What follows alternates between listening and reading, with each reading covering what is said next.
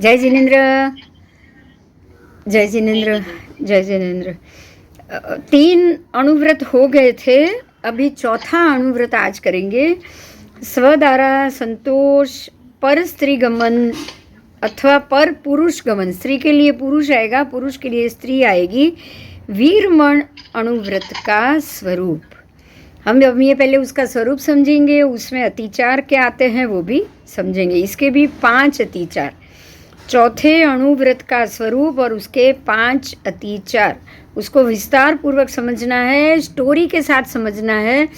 और आज एक इतनी बढ़िया एक इसमें कहानी है, वो कहानी से आपको शुकन शास्त्र समझ में आएगा। शुकन शास्त्र एक बहुत बड़ा फलादेश का एक विषय है।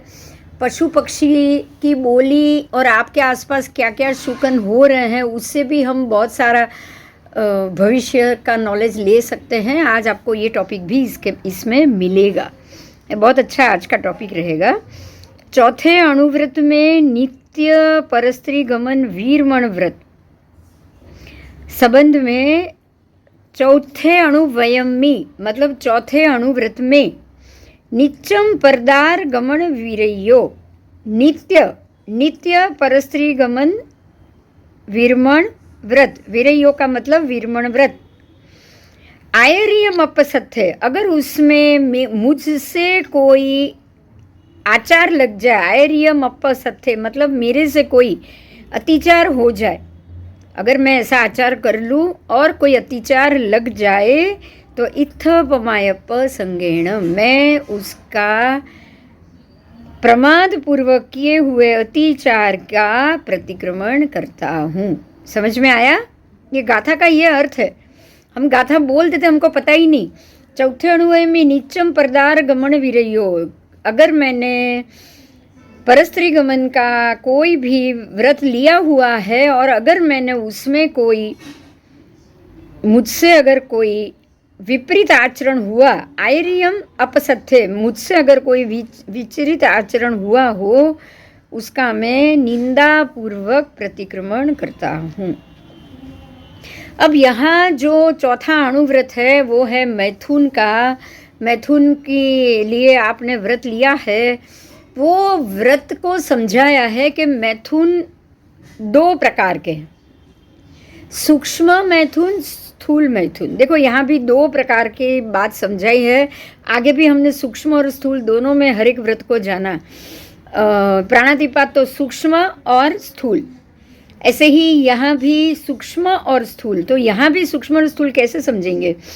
काम विकार का उदय और इंद्रियों का जो अल्प विकारी बने। अल्प विकारी कैसे बनेगी? जब आपके मन में खाली विचार आया है, आपने वो विचार को ही, विचार से ही काम किया है, सोच के ही काम का मतलब वासना। आपने सिर्फ सोच के कारण ही आपके अंदर वासना उत्पन्न हुई हो। आपने उसके लिए कोई भी वचन और काया से आपने उसका समापन ना किया हो। अगर खाली मन में कोई विचार आए या आप कुछ बोल दो और आप काया से उसकी क्रिया करो, दोनों में फर्क है कि नहीं? बताओ।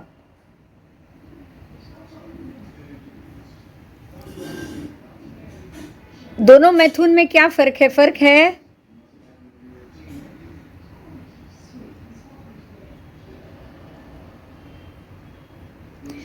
एक, आप उसके लिए विचार रहे हो, सोच रहे हो। अगर कोई पिक्चर आया, उस पे आपकी दृष्टि गई, किसी स्त्री के अंगोपांग पे दृष्टि गई, किसी पुरुष के अंगोपांग पे दृष्टि गई और मन में एक ख्याल आया, या आपने किसी से बातचीत में कुछ ऐसा इशारा कर लिया, बातों बातों में बोलने में कोई व्यंग कर लिया और आपने हंस लिया, तो ये हुआ सूक्ष्म मैथुन। ध्यान दीजिए, यहाँ आपने अपनी काया से कोई प्रविचार नहीं किया है। समझ में आया? जब काया का उपयोग हो, आप उसमें इन्वॉल्व हो जाओ, तब वो होगा स्थूल मैथुन। क्योंकि स्थूल के लिए आपको शरीर की आवश्यकता पड़ेगी ही पड़ेगी। जैसे स्थूल प्राणातिपात में किसी जीव के शरीर की आवश्यकता पड़ती है, तभी स्थूल प्राणातिपात होता है ना? हाँ, ऐसे ही स्थूल मैथुन में भी शरीर का उपयोग होगा। सूक्ष्म प्राणातिपात में आपको किसी भी वांदा मारने के लिए दवाई के बारे में भी नहीं सोचना तक नहीं है, वो हुआ सूक्ष्म प्राणातिपात। सूक्ष्म चोरी कि आपको किसी कोई चीज अगर नहीं मिल रही है तो कुछ भी करके उठा के लाओ, ऐसा सोचना तक नहीं है, सोचा तो सूक्ष्म। ऐसे ही मैथुन और काम वासना के बारे में सोचा तो सूक्ष्म, लेकिन किया आपने, वो क्रिया की तो हो गया स्थूल मैथुन। देखो सूक्ष्म और स्थूल को आपको समझना पड़ेगा। सूक्ष्म में मन से हो जाता है, विचार से हो जाता है, वहां शरीर की आवश्यकता नहीं पड़ती। बहुत बड़ा फर्क है, समझ में आ रहा है? स्थूल में मन में आएगा, फिर विचार में आएगा, उसके बाद शरीर का प्रयोग होगा, तो यहाँ आपकी क्रिया पूर्ण हो गई, यहाँ पे स्थूल मैथुन आएगा। बराबर? हाँ। अब यहाँ ध्यान दो कि ये अल्प विकारी है। आप सिर्फ सोच रहे हो या बोल रहे हो, वो अल्प विकारी। आपने मुंह से बोल दिया, किसी के ऊपर कमेंट कर दिया, किसी को ये बात में बोल दिया कि आज आप बहुत ऐसे लग रहे हो, मतलब शब्द भी यूज़ कर लिया, बहुत सेक्सी लग रहे हो, शब्द भी ऐसे यूज़ कर लिया कि भाई क्या बात है, किसी को मारने का इरादा है क्या, कत्ल का इरादा है क्या, ऐसी ऐसी शायरियाँ भी बोल देते हो या लिख देते हो। ये हुआ सूक्ष्म मैथुन। ये सूक्ष्म क्रिया का मैथुन है, जो आपने शरीर के उपभोग में आपने उसको लाया ही नहीं, तो ये हुआ सूक्ष्म मैथुन। इसका प्रतिक्रमण और इसका प्रायश्चित भी जल्दी हो जाता है। अब आ रहा है स्थूल मैथुन। तो स्थूल मैथुन में औदारिक शरीर वाला, औदारिक शरीर आएगा ही आएगा। औदारिक शरीर वाली मनुष्य अथवा तो तिर्यंच। समझ में आया? औदारिक शरीर मतलब हम जैसा शरीर, हमारा जैसा ये शरीर औदारिक। देवों और देवियों का वैक्रिय शरीर, वो कितना भी सोचे, सिर्फ सोच के ही कर सकते हैं, वो शरीर से कुछ नहीं कर सकते। उनको यदि शरीर से भोग लेना है तो किसी औदारिक शरीर या तिर्यंच के अंदर या मनुष्य के शरीर के अंदर उनको प्रवेश करना ही पड़ेगा। ऐसा नहीं वो भोग नहीं करते, ऐसा ध्यान देना आप। उस तिर्यंच और मनुष्य के शरीर के अंदर प्रवेश करके भी वो भोग कर लेते। आपको पता है ना कि बहुत सारे लोगों के शरीर में आके देव देवी बसते हैं। बसते हैं कि नहीं बसते हैं? या इसको हम्बग लगता है आपको? क्या लगता है, बोलो?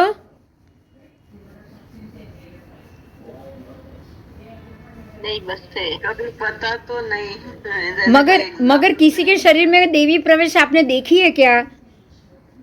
मैंने तो नहीं देखी, लेकिन आपने नहीं देखी है? सरप्राइज है। बहुत सारे शरीर के अंदर कोई माता जी प्रवेश होते, कोई ये प्रवेश होते, आपने देखा नहीं है क्या? सिर्फ सुना है कि आते हाँ हैं। हाँ। तो आके ऐसे ही स्त्री के शरीर में अगर कोई पुरुष ऐसा देव या व्यंतर आएगा, या पुरुष के शरीर में कोई स्त्री का ऐसा कोई व्यंतर या वाण व्यंतर का जीव आएगा, तो समझ लेना कि इसको भोग चाहिए ही चाहिए, इसीलिए उसने प्रवेश किया। समझ में आया? क्योंकि औदारिक शरीर के बगैर विषय सुख स्थूल रूप से कभी होगा ही नहीं। आज ये बहुत बड़ी बात है, ये बात समझ में आ गई? हाँ। और अब आप ये सोचो कि ब्रह्मचर्य क्यों कहा, पालन करना क्यों कहा? अगर आप वैक्रिय शरीरी हो तो आपको पालन करने की आवश्यकता है क्या? नहीं, क्योंकि वो शरीर तो काम का ही नहीं है। बराबर?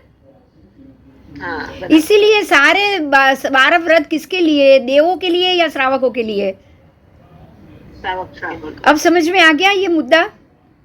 हम लोग ही अब अगर आपके पास शरीर हो और आप ब्रह्मचर्य का पालन करो तो ही उसका महत्व है ना। अब जिसके पास शरीर ही नहीं है वो तो पाले या ना पाले, कोई फर्क पड़ता है? नहीं। इसीलिए मनुष्य भाव से ही मुक्ति संभव है। अब ये समझ में आया?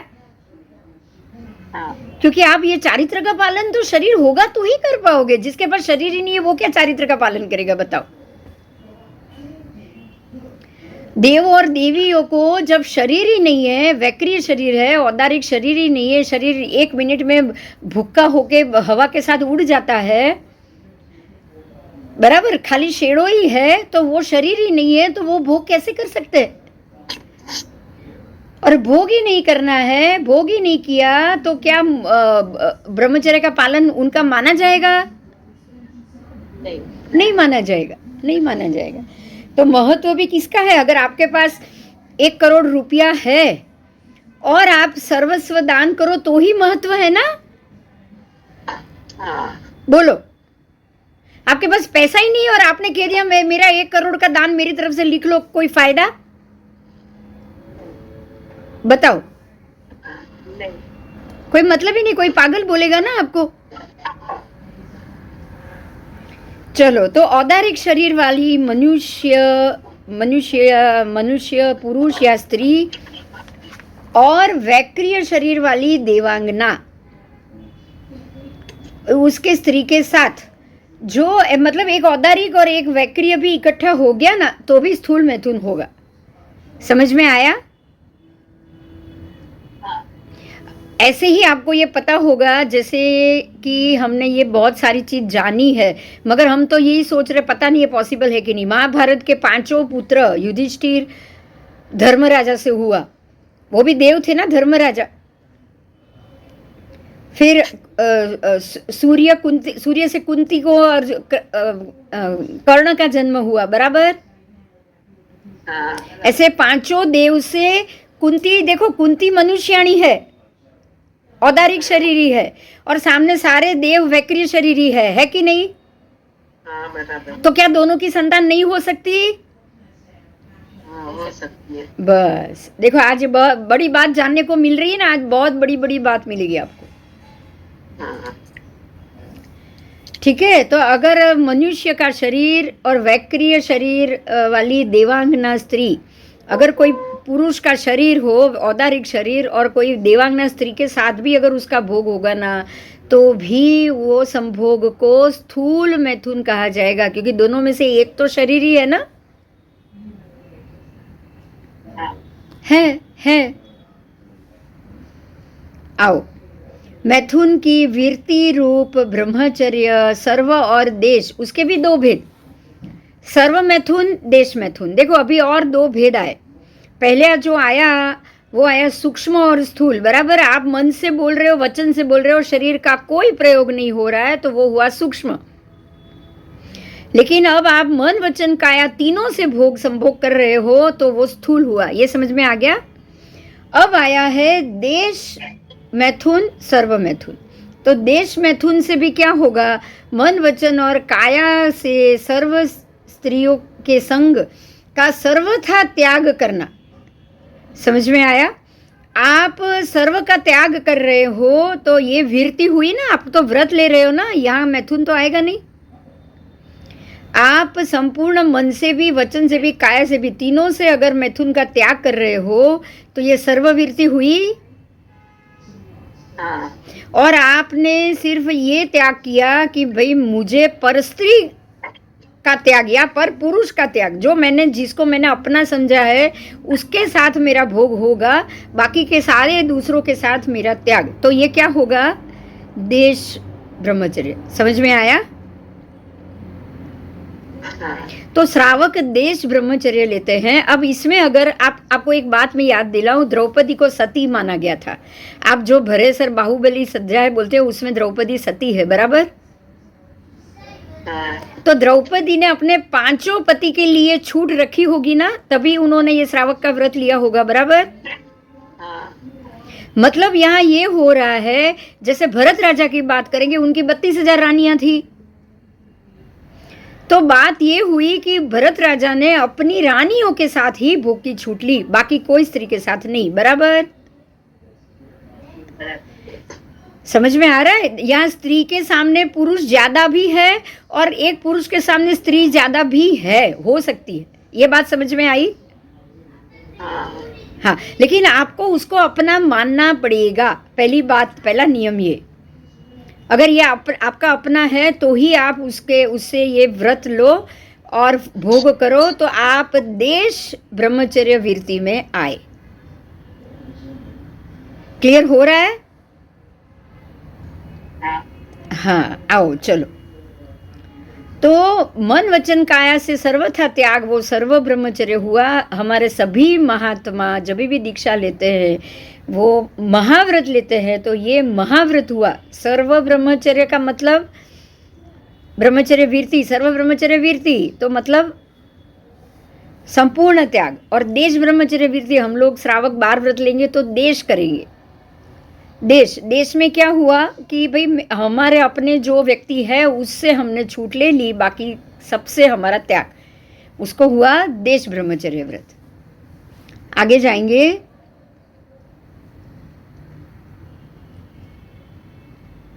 मैं ये जो बोल रही हूँ फिर से बोल रही हूँ, मन वचन काया से सर्व स्त्री के संग का त्याग, सर्वथा त्याग, उसको सर्व से ब्रह्मचर्य कहा गया है। और स्वस्त्री संतोष पूर्वक, स्वस्त्री से मुझे संतोष है, मुझे और किसी से मैथुन नहीं चाहिए। अगर आप ये सोचने के बाद बाकी सारी पर स्त्री का त्याग करो या पर पुरुष का त्याग करो, वो हुआ देश से ब्रह्मचर्य। इसमें अगर श्रावक सर्वथा ब्रह्मचर्य का पालन करने में अगर अशक्त है तो ही वो देश का सोचेगा ना, नहीं तो श्रावक खुद भी सर्व भी तो कर सकता है कि नहीं कर सकता है? कर सकता है। आओ, तो उसको देश से ब्रह्मचर्य का व्रत का पालन करना चाहिए। तो हम जो श्रावक ले सकते हैं वो है देश वीरति। चौथे अणुव्यय में, चौथे अणुव्रत में नित्यम परदार गमन, हमेशा के लिए, नित्यम मतलब नित्य के लिए, हमेशा के लिए पर परदार गमन, परदार स्त्री के लिए पुरुष पर, पुरुष के लिए स्त्री पर, दूसरे व्यक्ति का मुझे हमेशा के लिए त्याग का व्रत लेना है। और अगर मैंने ये व्रत लेने के बाद, ध्यान दीजिएगा अभी, हमेशा के लिए पर स्त्री या पर पुरुष के आश्रित, अपनी या अपने स्त्री या पुरुष के बगैर अन्य मनुष्य, देव और तिर्यंच, सब ध्यान देना, खाली देव नहीं, देव भी आ गए, मनुष्य भी आ गए, तिर्यंच भी आ गए।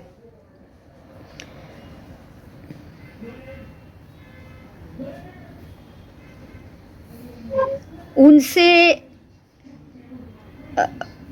और कोई विवाहित, अगर कोई और शादीशुदा स्त्री को मैंने रखा या कोई और विवाहित पुरुष के साथ अगर मैंने संबंध बांधा तो भी नहीं, रखी हुई मतलब जो आपको पता होते हैं आजकल तो स्त्रियां भी रखी हुई होती है, जैसे कि हम ये नगर बोलते हैं ना, जिसको वेश्या बोलते हैं, ये सब रखी हुई बोली जाती है, उसके लिए अलग रखी हुई है। ऐसे ही पुरुष भी है आजकल, तो आपको ये पता होगा, जो वीर्यदान और देने के लिए स्पेशल पुरुष होते हैं, तो ये भी ऐसे ही हो गए रखे हुए।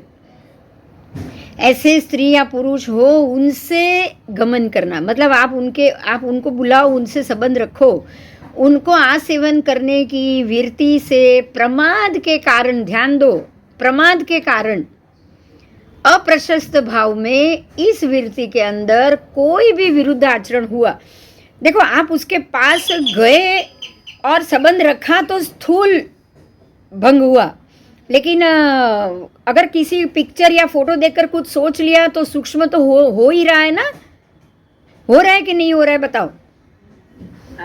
हो ही रहा है। ये 9 प्रकार से ब्रह्मचर्य की वाड़ आएगी, खाली एक चीज नहीं, 9 प्रकार से आएगी, वो हम बाद में डिटेल से पढ़ेंगे। पर आपको एक बात का ध्यान रखना है, जैसे मैं आपको एक बात बताऊं, जब ऐसे कथा में ये आता है कि हनुमान जी जब लंका पार कर रहे थे, ऐसे हनुमान जी ब्रह्मचारी ही थे, हमेशा के लिए ब्रह्मचारी ही रहे थे, लेकिन वो लंका पार कर रहे थे तब उनकी पसीने की बूंद, वो आग लगी थी, उनकी पूंछ में आग लगी थी, वो आग की उन्होंने दरिया में जाके बुझाई। जब वो दरिया में जाके वो अपनी पूंछ अंदर डाल रहे थे, तब उनके पसीने की एक बूंद, एक मगरी थी, उसके पेट में चली गई, उसके मुंह में चली गई, पसीने की बूंद मगरी के मुंह में चली गई, और उसी के कारण मकर ध्वज नाम का पुत्र हुआ। आपको पता हो कि नहीं मुझे नहीं पता, पता है क्या? हाँ, सुना हुआ है। हाँ, तो यहाँ भी क्या हुआ, तिर्यंच और पुरुष का संबंध हुआ, समझ में आया? हाँ। तिर्यंच और पुरुष का संबंध, उससे भी संतान हुई। अब तो दोनों औदारिक है, दोनों औदारिक।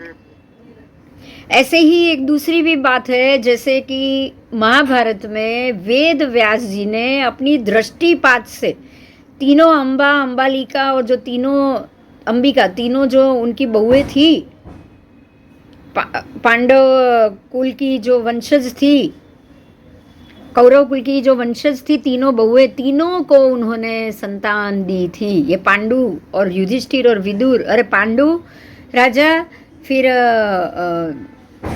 धृतराष्ट्र और विदुर, ये तीनों का जन्म ऐसे या इनसे ही हुआ था, उनकी दृष्टिपात से हुआ था। पता है ये बात? हाँ। तो मेरा कहने का अर्थ यही है कि संतान होने के लिए 9 वार से जो ब्रह्मचर्य है, अगर किसी स्त्री ने अपनी सीट पे, अगर वो कोई, आप ट्रेन या बस की सीट पे आप बैठे हो और वहाँ पे अगर किसी का ऐसे वीर्य स्खलन हुआ हो और अगर उसके ऊपर जाकर कोई स्त्री जाकर बैठे उसके ऊपर और वो पुरुष के वीर्य में से जीव निकल के स्त्री की योनि में प्रवेश कर जाए ना, तो भी बच्चा रह सकता है। ऐसा भी होता है। आप ये मत समझो। यही कारण है कि महात्मा स्त्री जहाँ बैठी है ना, वहाँ पे कुछ घंटे तक बैठते भी नहीं है। पता है आपको? ये मालूम है? उनकी कुर्सी पे वो नहीं बैठेंगे, या अपने आसन को किसी और को बैठने के लिए भी नहीं देंगे।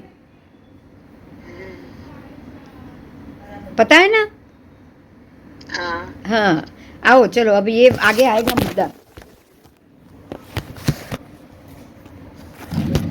चलो, तो कोई विवाहित, कोई रखी हुई स्त्री या पुरुष, इस प्रकार से उनसे गमन करना, उनके आसेवन करने की, अगर आपने उनसे ऐसा कुछ किया तो विरति में प्रमाद हुआ, आपके व्रत में प्रमाद हुआ ना, तो उसके कारण अप्रशस्त भाव में आपने अतिचार लगाया। अप्रशस्त भाव तो होगा ही, क्योंकि ये कोई प्रशस्त तो है नहीं कार्य। प्रशस्त कार्य हुआ तो माफी, लेकिन प्रशस्त नहीं है तो क्या होगा? कर्म बंद हो जाएगा ना। यहाँ ये प्रशस्त को बहुत अच्छे से समझो। अगर आप कोई कर्म कर, राग द्वेष प्रशस्त किया तो कर्म बंद नहीं लगता है। प्रशस्त कब होगा? जब आप शासन के लिए कुछ करो, जब आप सत्य के लिए कुछ करो, तब वो प्रशस्त होता है। समझ में आ गया? हाँ, शासन को बचाने के लिए कुछ लड़ाई भी करोगे तो प्रशस्त हो जाएगा। जैसे पालीताना तीर्थ बचाने के लिए वो पीर मोहम्मद के ऊपर है ना, कब्र है पालीताना में, उन्होंने अपने प्राण की बलिदान दे दी थी, वो प्रशस्त कार्य था। ऐसे ही मगरवाड़ा मणिभद्र वीर, उन्होंने भी तीर्थ रक्षा के लिए ही किया था ना युद्ध, तो वो प्रशस्त कार्य था। बराबर, वो प्रशस्त कार्य था। तो प्रशस्त कार्य करने में कर्म बंद नहीं होता है, ऊपर से पुण्य बंद होता है। लेकिन अप्रशस्त कार्य करने से कर्म बंद ही होगा, वो भी अशुभ। चलो, तो ये अगर कुछ अप्रशस्त भाव में इस वृत्ति के अंदर कोई विरुद्ध आचरण हो गया हो, तो मैं उसकी निंदा करता हूँ और इस गाथा द्वारा प्रतिक्रमण करना चाहता हूँ। ये आपकी गाथा का अर्थ हुआ।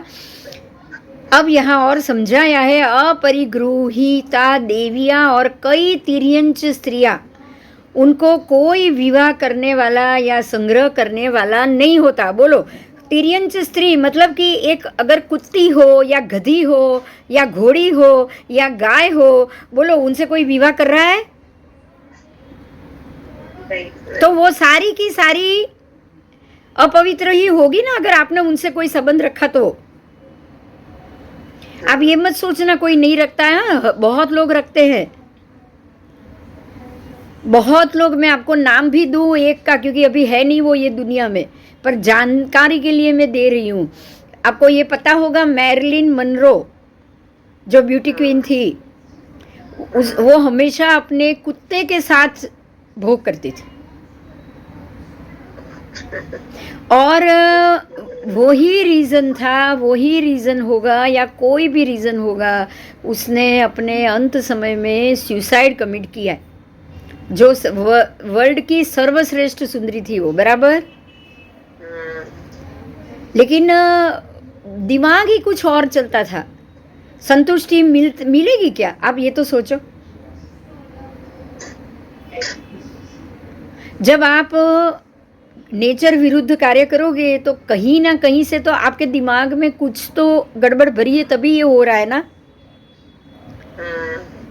तभी हो रहा है। नहीं तो आप सिंपल जीवन क्यों नहीं जीते?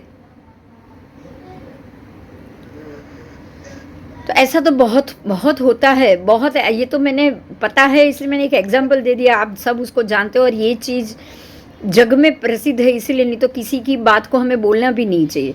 लेकिन ऐसे बहुत सी जगह पे हैं जो, या कोई पशु, या पशु में कोई घोड़ा हो, या कुछ ये हो, या कुछ ये हो, ऐसी बहुत सी चीज़ होती है। और मनुष्य और पशु के अंदर जो विकृत दिमाग वाले होंगे वो ही संबंध रखेंगे, बाकी और कोई नहीं रखेगा। ये तो छोड़ो, देव देवियों से तो ये जरूर होता है, क्योंकि जब भी किसी देवी ने किसी पुरुष के शरीर में प्रवेश किया, नहीं तो वो क्यों करेगी? आप ये बताओ, चलो, क्यों करेगी वो? कोई कारण है? आप पुरुष के शरीर को आलिंगन देना चाहते हो, तभी आपने उसके शरीर के अंदर प्रवेश किया, बराबर। नहीं तो क्यों करते? ऐसे ही कोई देव स्त्री के शरीर का भोग करने के लिए ही तो उसके शरीर में प्रवेश कर रहा है ना। दोनों का शरीर एक रूप हो गया, ये भोगी हुआ ना, कि या कुछ और हुआ? शरीर का भोगी हुआ, ये भोगी हुआ। नहीं तो कोई इतनी नजदीकी से कोई एक दूसरे के शरीर को छुएगा तो ये भोग नहीं है क्या? ये बताओ। है। आओ, तो ये सारी परदारा मानी जाएगी। सारे तिर्यंच स्त्रियां भी पुरुषों के लिए परदारा। परिगृहित देवियां, मतलब ऐसे कोई जो व्यंतरी है, वाण व्यंतरी है, उसमें स्त्री देवी है या कुछ है, ये पुरुष के लिए सारी अपरिगृहिता हो गई। और मतलब ग्रहण नहीं करने वाली। अपरिगृहिता का मतलब क्या? जो ना ग्रहण करने योग्य ऐसी पर स्त्री, बराबर। और ऐसे ही पर पुरुष, वो सारे आपके लिए ग्रहण करने योग्य नहीं है। ठीक है, आओ। शब्द का उपलक्षण से पुरुष को पर स्त्री का त्याग है, और स्त्री को अपने पति के बिना अन्य सभी पुरुष का त्याग है, बराबर। ऐसा उपलक्षण से जानना है। इस व्रत में 5 अतिचार आते हैं। अब ये आपने पहले तो व्रत का स्वरूप समझ लिया कि कैसे भोग करे या क्या भोग हो, तब ये व्रत नियम आपको लगेगा, अतिचार लगेगा।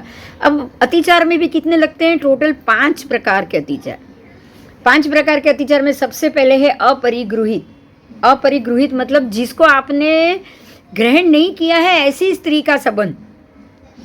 तो विधवा या कुमारी आदि का संग। अब किसी विधवा से संबंध रख लिया, किसी कुंवारी लड़की से संबंध रख लिया, तो वैसे भी अपरिगृहिता ही हो गई ना, आपके लिए तो हो गई। आपने कोई उससे शादी या ऐसा मन से तय तो किया ही नहीं कि हम दोनों एक दूसरे के लिए, जैसे हम बोलते हैं ना गंधर्व विवाह, उसमें लोगों को नहीं पता है, लेकिन 2 व्यक्ति तो एक दूसरे के साथ संबंध बनाती है ना, बनाती है।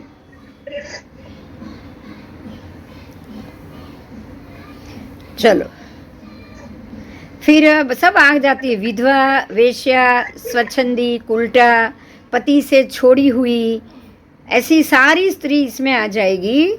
तो ये स्त्री से आपका अगर संबंध हुआ, या ऐसे पुरुष से जो विधुर है, जो अकेला रहता है, जो आपको पति या पत्नी के आप दोनों में कोई संबंध हो, ऐसी कोई आपने मन से स्वीकार नहीं किया हो, तो वो सारा अपरिगृहिता हो गया। दूसरा अतिचार है इत्वरागता, इत्वरातागम। इसका मतलब है कि कुछ समय के लिए रखे हुए। अगर आप कुछ समय के लिए आप ये सोचो कि भाई 5 साल के लिए मुझे इससे संबंध रखना है, जैसे आजकल वही चल रहा है ना, लीव एंड लाइसेंस लीव जो पद्धति है वो क्या है, लिविंग रिलेशनशिप,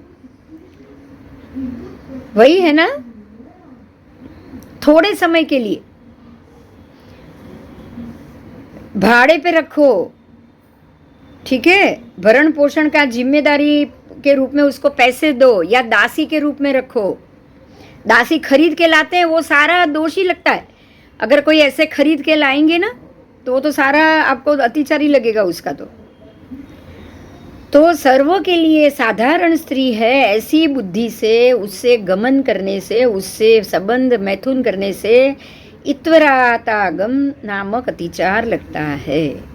ठीक है, ये 2 अतिचार तो संबंध बांध लिए आपने, मैथुन सुख भोग लिया, उसके बाद का अतिचार है। अब तीसरा अतिचार तो संबंध बांधा भी नहीं है और अतिचार लगा है। कैसे? तो अनंग क्रीड़ा। अनंग क्रीड़ा का यह अर्थ समझाया है कि काम मतलब मुख्यता वाली क्रिया, काम मुख्य, जिसमें खाली काम ही मुख्य है। ये क्रीड़ा में जो ओष्ठ चुंबन मतलब चुंबन आ गया, स्तन मर्दन, फिर गाल चुंबन, आलिंगन, दांत और नख आदि को काटना, काटना मतलब अपने मुंह से काटना, ऐसे नेल कटर की बात नहीं है। ये सब काम जैसे कि जिसको हम बोलते हैं ना बटका भरना, काटना, ये सारे काम वर्धक कुचेष्टा। अभी यहाँ संबंध आया नहीं अभी तक, लेकिन जो उससे पहले की ये जो सारी खेल होते हैं, ऐसे खेल को कुचेष्टा, काम वर्धक कुचेष्टा कहा है। बोलो है कि नहीं, ये बताओ, क्या ये चेष्टा है काम वर्धक नहीं है? है। तो वो अगर पुरुष स्त्री के साथ कर रहा है या स्त्री पुरुष के साथ कर रहा है, उसको अनंग क्रीड़ा कहा जाता है। तो ये चौथे व्रत वाले श्रावक श्राविकाओं को ऐसे कोई भी पर स्त्री या पर पुरुष के अंग उपांग आदि को विकार की दृष्टि से देखना निषेध है। इसमें स्त्री का स्त्री से संबंध भी आ गया। अगर कोई स्त्री स्त्री से संबंध ऐसा कर रही है या अपने ही आप अपने हाथों से अगर ऐसी कोई क्रिया कर रही है, ये दोनों अतिचार है। ऐसा नहीं है कि कोई पुरुष से स्त्री पुरुष से करवाए तो ही अतिचार, या पुरुष स्त्री से करवाए तो ही अतिचार। पुरुष पुरुष से करवाए या स्त्री स्त्री से करवाए, आजकल ये होमोसेक्सुअल ज़्यादा ही चला है, तो वो भी अतिचार ही है, क्योंकि हो तो काम वर्धक रहा है। बराबर? आपके मन में संतोष तो काम का ही मिल रहा है ना। हाँ, आपकी संतुष्टि तो काम की ही हो रही है। ठीक है, अब इसको यहाँ आपको समझना है कि इसको यही तीसरे ही व्रत को थोड़ा ज़्यादा डिटेल से बताया है। अनंग क्रीड़ा को मैं बोल रही हूँ, हमको उसको सुनना पड़ेगा, ध्यान से सुनो। पहले के ज़माने में लोग है ना गौमूत्र लेने जाते थे गाय से, गाय के पास से गौमूत्र, क्योंकि गौमूत्र का बहुत महत्व था पहले के ज़माने में। अगर कुछ अशुद्धि हुई है तो गौमूत्र से लिंपण किया जाता था, छाण से लिंपण किया जाता था, गौमूत्र से लिंपण किया जाता था। तो छाण तो जब गाय देगी तब देगी, आप छाण तो निकाल नहीं सकते, लेकिन गौमूत्र तो जरूर आप गाय के लिंग जो भी है वहाँ पे मर्दन करके उसको जबरदस्ती गौमूत्र निकाला जाता था पहले के ज़माने में। इसलिए इस मुद्दे को यहाँ खास लिया गया है कि गौमूत्र ग्रहण करने में सबसे बड़ा दोष है अनंग क्रीड़ा। ये एक प्रकार की अनंग क्रीड़ा है, क्योंकि आप उसको गौमूत्र को ग्रहण करने के लिए उसके अंग को कुरोदोगे तभी वो वहाँ पे सेंसेशन बढ़ेगा और मूत्र बाहर आएगा। बराबर? हाँ, तो जैसे स्त्री के गुप्त अंग देखो तो काम बढ़ता है, उसको स्पर्श करो तो काम बढ़ता है, तो गौमूत्र ग्रहण करने में भी गाय को भी काम बढ़ता है, आपको भी काम बढ़ता है। बढ़ता है कि नहीं बढ़ता है? फिर कुस्वप्न, अगर ऐसा सपना आया और स्वप्न दोष जिसको हम बोलेंगे, स्वप्न में ऐसा कुछ हुआ या इंद्रिय का देखने में ऐसा हुआ, अगर किसी भी, हमें तो ये बारी नहीं आएगी, फॉरेन में बहुत होते हैं लोग नग्न घूमते हैं, तो उनकी इंद्रियों को देख के तो हर एक के अंदर काम जागेगा। जागेगा कि नहीं जागेगा? जागेगा ही जागेगा। तो ये सब जगह ध्यान रखना चाहिए और सब में सराग तय प्रवृत्ति बिल्कुल नहीं होनी चाहिए। स्त्रियों के अंदर राग उत्पन्न होने वाले उसके गुप्त अंगों को इरादा पूर्वक नहीं देखना चाहिए। आज तो पता नहीं हम लोगों के हाथ में कुछ है ही नहीं, क्योंकि मोबाइल में भी ऐसे फोटो और ये सब आते रहते कि नहीं आते रहते? आते ही रहते। और ये तो छोड़ो, आज आप ट्रेन में जाओ या कहीं भी जाओ, आज लड़कियों और औरतों के कपड़े तो देखो, कोई जगह ही नहीं है पुरुष के लिए कि वो कहीं भी अपनी आंख बंद करके चले। है क्या बताओ?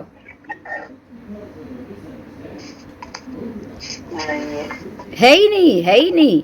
लड़कियां ऐसे कपड़े पहन के घूम रही है। तो दृष्टि पड़ने पर रूप नहीं देखना ये तो असंभव हुआ। हाँ, और काम नहीं जागना ये भी असंभव हुआ। ठीक है, पर उसमें राग और द्वेष होता है तो समझदार को वो एरिया में जाना या उधर दृष्टि डालना छोड़ देना चाहिए। बराबर बराबर। गाय का मूत्र भी उसकी योनि का मर्दन करके ना ले, ये भी दोष युक्त है। गाय की योनि का मर्दन करना मतलब गाय के अंदर भी काम उत्पन्न करना। आप उसकी योनि को हाथ लगा रहे हो तो मनुष्य और तिर्यंच की योनि का भी तो संबंध आ गया, दो औदारिक शरीर का संबंध आ गया। तो समझ लो कि काम जागा जागा और जागा। समझ में आया? हाँ, जब वो अपने आप मूत्र करे ऐसे ही तब ही लेना चाहिए। उसका कभी भी अति आवश्यक तत्काल जरूरत हो तो योनि का मर्दन करके उसमें ग्रहण करना ही नहीं चाहिए। तत्काल जरूरत है तो क्या है, आपकी कोई तत्काल ऐसा तो है ही नहीं कि आप 1 मिनट 2 मिनट में आपके प्राण निकलने वाले, ये तो कोई तत्काल है ही नहीं, तत्काल का कारण ही नहीं है। आओ आगे। स्त्री आदि सेवन के विषय में अगर कुस्वप्न आया तो उसी समय सावधान होकर इस प्रकार यत्न करे कि काम की दुष्टता चिंतन पूर्वक वैराग्य भावना का विचार करे। तब आपको क्या करना चाहिए? देखो, ये तो हमारे पास ऑप्शन नहीं है कि आप ये सब चीज़ों से दृष्टि आंख बंद करके चलो, ये तो आपके पास ऑप्शन नहीं है। तो अगर मान लो कि ऐसा देख लिया और अगर दिमाग में सोच भी आया तो क्या सोचना चाहिए आपको? कैसे इस चीज़ को वैराग्य भावना से टालनी चाहिए ये बताया है कि काम यह एक बहुत बड़ा शल्य है। देखो, काम क्या है ये बताया, वासना और काम बहुत बड़ा शल्य है। काम एक विष है, ये विषधर सर्प के समान है। काम की प्रार्थना करते करते आत्मा निकम्मा ही दुर्गति में जाता है।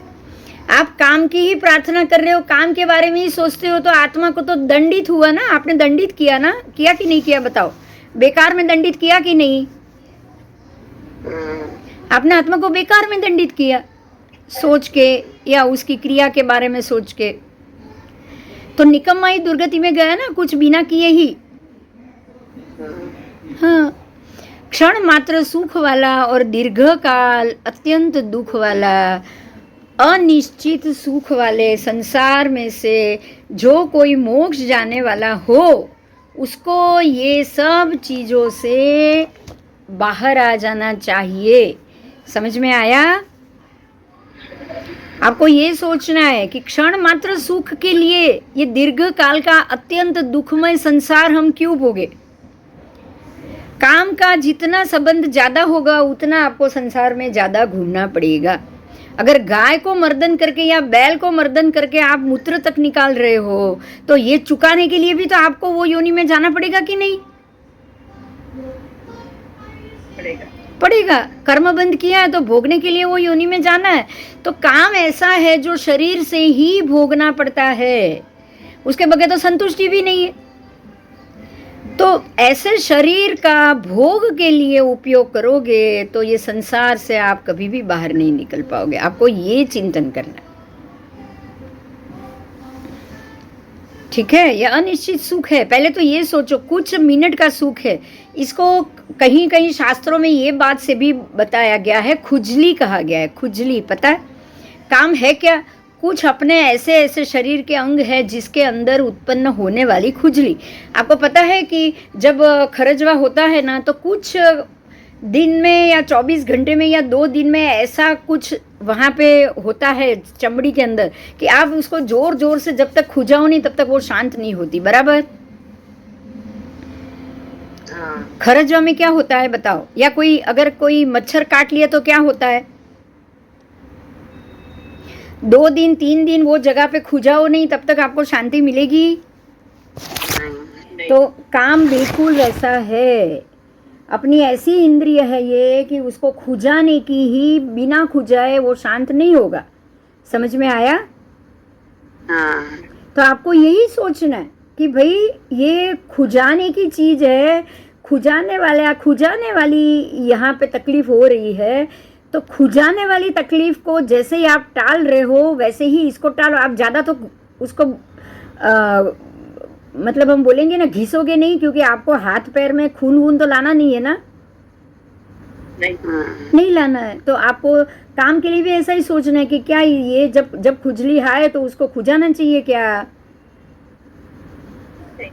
नहीं खुजाना चाहिए। तो इसीलिए काम को आपको ये रूप से सोचना है। समझ में आया कि ये भी शरीर है तो ये खुजली हो रही है, बस।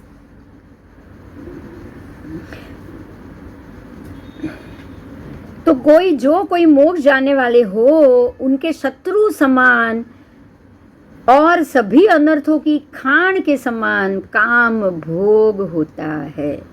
समझ में आया? काम भोग ऐसी चीज है जो सभी अनर्थों की खान है। ये सारे अनर्थ काम भोग से खड़े होते हैं, सारे अनर्थ इत्यादि। काम प्रति वैराग्य भावना पूर्वक नौकार मंत्र को गिनना चाहिए। आपको उस वक्त क्या करना चाहिए? वैराग्य भावना भी लीड करनी चाहिए, काम के प्रति वैराग्य भावना और नौकार मंत्र का जाप और आदि मांगलिक करते करते आप सो जाओ, जिससे कुसपन नहीं आएगा। अगर नींद में भी अगर ऐसी सोच आ जाए तो की भी बात है, और अगर जागते हुए भी ऐसा ख्याल आ जाए तो भी आपको यही क्रिया करनी है, बस। कदाचित मोह उदय से स्त्री सेवन आदि का प्रसंग बन गया हो तो उसमें तत्काल ईर्यावही परिक्रमण करके 4 लोगस का काउसक करना चाहिए। देखो ये एक और बात कही, वो भी स्वप्न में। हाँ, कुस्वप्न में। अगर कुस्वप्न में स्त्री सेवन कर लिया हो या पुरुष सेवन कर लिया हो और अगर ऐसी कोई क्रिया कर ली हो तो जागो, ईर्यावही प्रतिक्रमण करो और 4 लोगस का काउसक। पर ये सारा सपना में है, मतलब मन और वचन में ही आया है। काया का प्रायश्चित ये लोगस और इससे नहीं होगा। ये सूक्ष्म मैथुन की बात है यहाँ, स्थूल मैथुन की नहीं। समझ में आया? हाँ, अगर सूक्ष्म मैथुन हुआ है तो 4 लोगस का काउसक और ईर्यावही प्रतिक्रमण।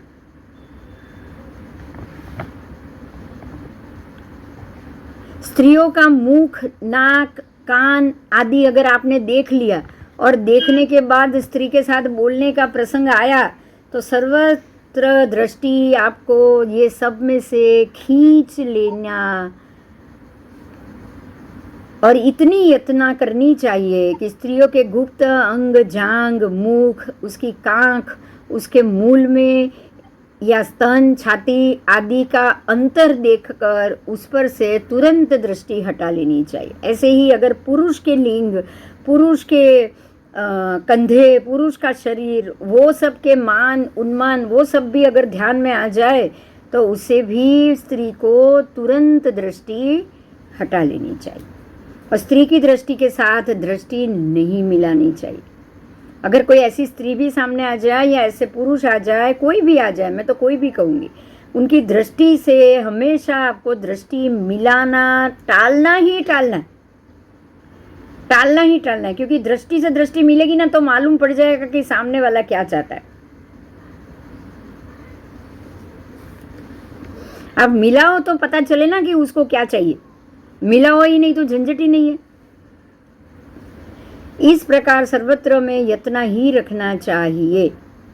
ब्रह्मचर्य का पालन मुख्यतः मुनि के लिए शास्त्र में 9 वाड़ बताया है। अब यही तीसरा जो है अनंग क्रीड़ा, उसी में 9 वाड़ का निरूपण आया है। और ये आप गाथा में बोलते हो पंचेंद्रिय सूत्र में, पंचेंद्रिय संवरणों, 5 इंद्रिय का मैं संवर करता हूँ। तह नवविह, 9 प्रकारनी, 9 प्रकारनी ब्रह्मचर्यनी वाड़नी हूँ गुप्ती करूँ छू। समझ में આવ્યું? समझ में आया? हाँ। वो 9 प्रकार की जो ब्रह्मचर्य की वाड़ है उसको मैं धारण करता हूँ। ठीक है? हाँ। ये धारण करने वाले ही पंचेंद्रिय में है ना, 36 गुण गुरु मज्ज, ऐसे धारण करने वाले गुरु मेरे हैं। ये गुरु के ही 36 गुण बताए हैं, उसमें 9 प्रकार की ब्रह्मचर्य की वाड़ आई। समझ में आया पंचेंद्रिय सूत्र का अर्थ? हाँ। हाँ। अब ये 9 प्रकार की वाड़ क्या है उसकी डिटेल में हम जाएंगे। तो 9 प्रकार की वाड़, पहले मैं 9 के नाम बोल देती हूँ। वस्ती, कथा, निषधा, इंद्रिय, कुड्यंतर, पूर्व क्रीडित, प्रणीताहार, अतिमात्राहार और त्रिभूषा।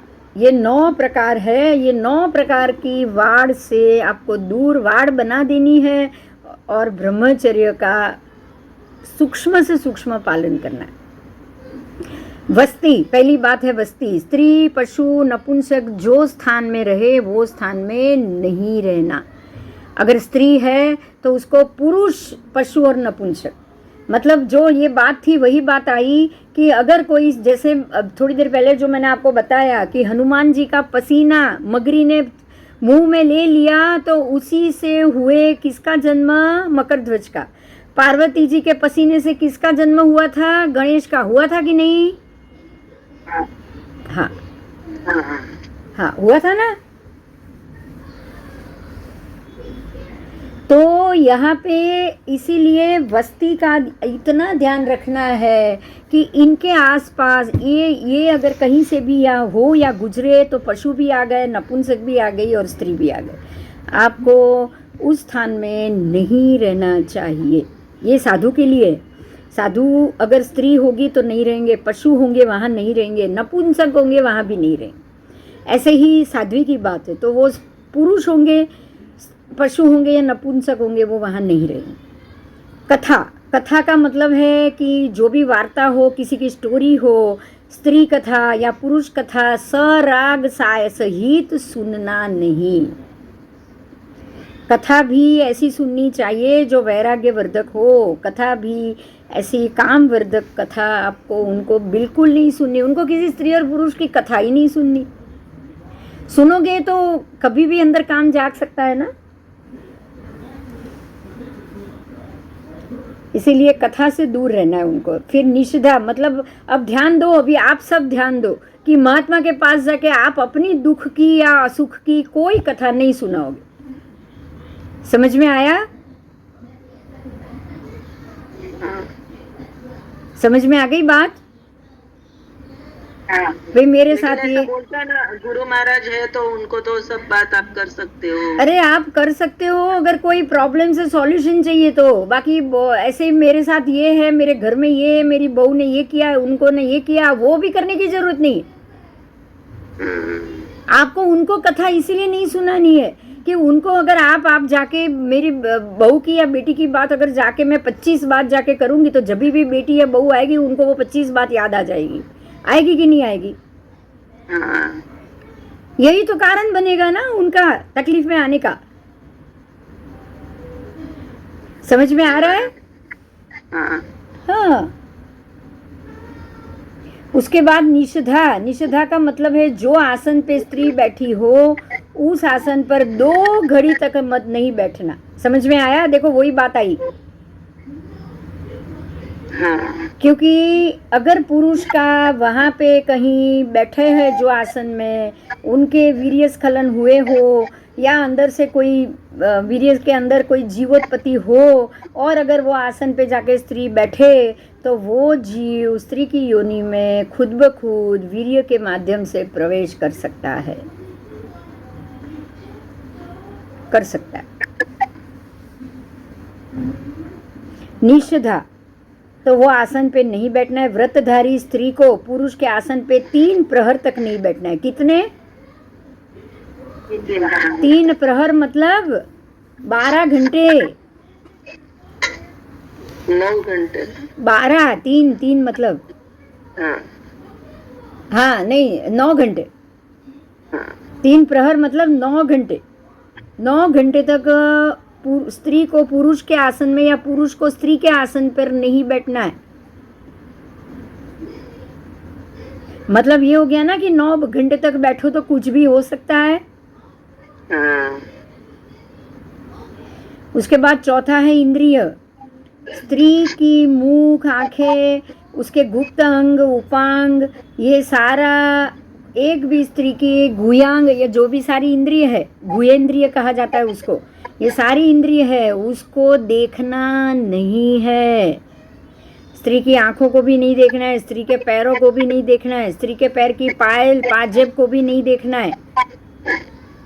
ऐसे ही स्त्री को पुरुष के कंधे भी नहीं देखने, उसके हाथ भी नहीं देखने। समझ में आया? हाँ उसकी उंगलियां भी ध्यान से देखना ही नहीं है। नजर हटाओ तुरंत, जैसे ही पड़े नजर हटाओ।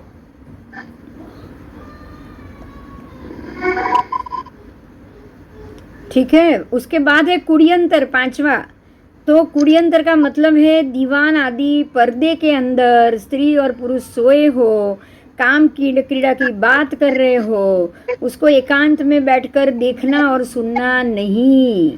अगर आप कहीं आपको लगे कि ये कमरे के अंदर स्त्री पुरुष दोनों इकट्ठे हैं, दोनों में कुछ सराग हो रहा है, दोनों में अगर कोई मैथुन क्रिया हो रही है और आप ध्यान से उसको उसके जैसे हम बोलते हैं ना परछाई को देखो, लाइट में अगर कांच की वो हो और उसमें एटलीस्ट परछाई तो पड़ता है कि नहीं पड़ता है?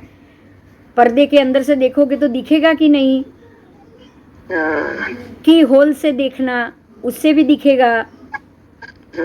हाँ, तो ये सब से आपको किसी की भी क्रीड़ा को नहीं देखना है। समझ में आया? सुनना भी नहीं है, देखना भी नहीं। उसके बाद छठा है पूर्व क्रीडित, मतलब कि अगर आपने अभी साधु ने दीक्षा ली है लेकिन पूर्वावस्था में अनियमित रूप से स्त्री के साथ हुई क्रीड़ा का उसको स्मरण नहीं करना है। वो तो हो सकता है ना? हाँ, वो भी नहीं करना है। प्रणीताहार मतलब काम की पुष्टि वाला आहार नहीं करना है। देखो 6 विगई का त्याग इसीलिए बोला है। 6 की 6 जो विगई है वो काम में पुष्टि लाएगी, शरीर में पुष्टि आएगी तो काम पुष्टि होगी ही होगी। आप ये बात याद रखना। इसके लिए मैं आपको एक एग्जाम्पल दे रही हूँ। भरत राजा जब भी युद्ध करने गए 60,000 वर्ष तक सुंदरी ने अपना शरीर गला दिया आयम्बिल करके, 6 विगई का त्याग करके। पता है ना ये बात? नहीं पता। हाँ, नहीं पता तो जानो। क्यों? क्योंकि भरत राजा की 2 पत्नी थी। अरे भरत राजा की तो वो भरत राजा की तो बाहुबल जी गए, बाहुबल जी के साथ ब्राह्मी का ब्याह होना था और भरत राजा के साथ सुंदरी का। तब तो ऐसे ही युगलिक होते थे ना, जोड़े में ही। तो सुंदरी को भरत राजा की पत्नी थी, तो भरत राजा जब चक्रवर्ती बनने के लिए निकले तब 60,000 वर्ष तक सुंदरी ने, क्योंकि पिता ने दीक्षा ले ली थी, ब्राह्मी और सुंदरी दोनों। ब्राह्मी का नहीं पता है मुझे तब ली थी कि नहीं, क्योंकि बाहुबल जी ने तो ले ही ली थी। तो ब्राह्मी ने भी ले ही ली होगी, लेकिन सुंदरी ने नहीं ली थी तब। तो सुंदरी जब भरत राजा 60,000 वर्ष तक जीतने के लिए गए तो 60,000 वर्ष तक जब तक भरत राजा वापस न आए, सुंदरी ने रोज आयम्बिल तप किया, 6 विगई का त्याग किया, ताकि उसका पूरा सुंदर जो रूप था वो बिल्कुल खत्म हो जाए। और जब भरत राजा आए वापस 60,000 वर्ष तक आम्बिल करोगे तो शरीर कैसा होगा बताओ? बिल्कुल क्रूश हो गई, वो ऐसी क्रूश हो गई। और भरत राजा ने आके पूछा, ये क्या किया, क्या हुआ तुझे, तूने ये क्या किया? तब भरत राजा को तब सुंदरी ने बताया कि आप नहीं थे और मुझे भी मन तो हो गया था दीक्षा का, लेकिन मैं आपकी आज्ञा के बगैर मैं नहीं जा सकती हूँ। और इसलिए मैंने आयम बिल तप किया कि भाई मेरी काया अगर क्रूश हो जाए, गल जाए, तो आपको मेरे ऊपर थोड़ा सा जो प्रेम है वो घट जाए। समझ में आया उन्होंने क्यों ऐसा किया? काया क्रूश हो जाएगी तो राजा का मन भी उतर जाएगा, वही सोचा ना उसने। मतलब ये हुआ कि काया क्रूश होने से आपके अंदर राग कम हो जाता है, हाँ या ना? हाँ, अगर काया को पुष्टि देते रहोगे तो राग बढ़ेगा कि नहीं? तो तब क्यों किया जाता है? राग घटाने के लिए या बढ़ाने के लिए? घटाने के लिए। आप तप करो तो वजन घटाना है या शरीर सिमेट्रिकल रखना है, उसके लिए तप नहीं करना है। समझ में आया? हाँ, आप तप कर रहे हो तो वो भाव से करो कि मेरे अंदर से शरीर के प्रति का राग घटे, तो अपने आप काम राग भी घट जाएगा। और शरीर का राग घटा, शरीर को कष्ट देने का मन हो रहा है, शरीर को तकलीफ देने का मन हो रहा है, तो ही मुक्ति संभव है, तो ही मुक्ति संभव। अगर आप शरीर को अच्छा रखने की कोशिश करोगे तो अगले जन्म में तो उसको अच्छा रखा है तो जरूर मिलेगा। मिलेगा कि नहीं मिलेगा? मिलेगा, मिलेगा। आओ, तो यहाँ महत्व क्या है? शरीर को पुष्टि देने वाला स्निग्ध आहार ना करे, क्योंकि यही चीज काम को भी पुष्टि देता है। शरीर अच्छा रहेगा तो काम करने का मन करेगा ही करेगा। उसके बाद अति मात्रा आहार, मतलब रस बिना का आहार भी अधिक प्रमाण में नहीं खाना। घी शरीर के लिए अच्छा ही, आराम से घी खाओ ना, मत सोचना ये उल्टा होता है ना। तब किया है तो आराम से घी खाओ, बोलो होता है कि नहीं? वर्षी तप करोगे, ये करोगे, आराम से क्या पीते हो? राब पीते हो, और क्या क्या होता है बताओ?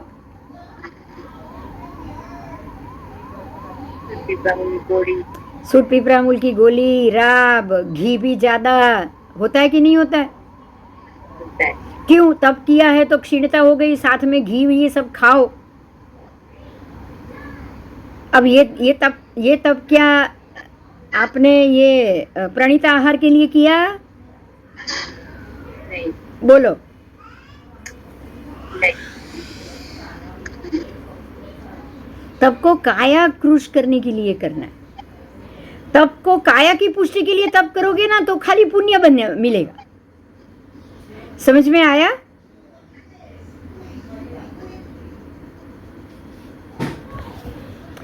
तो रस बिना का आहार भी अधिक प्रमाण में नहीं खाना है।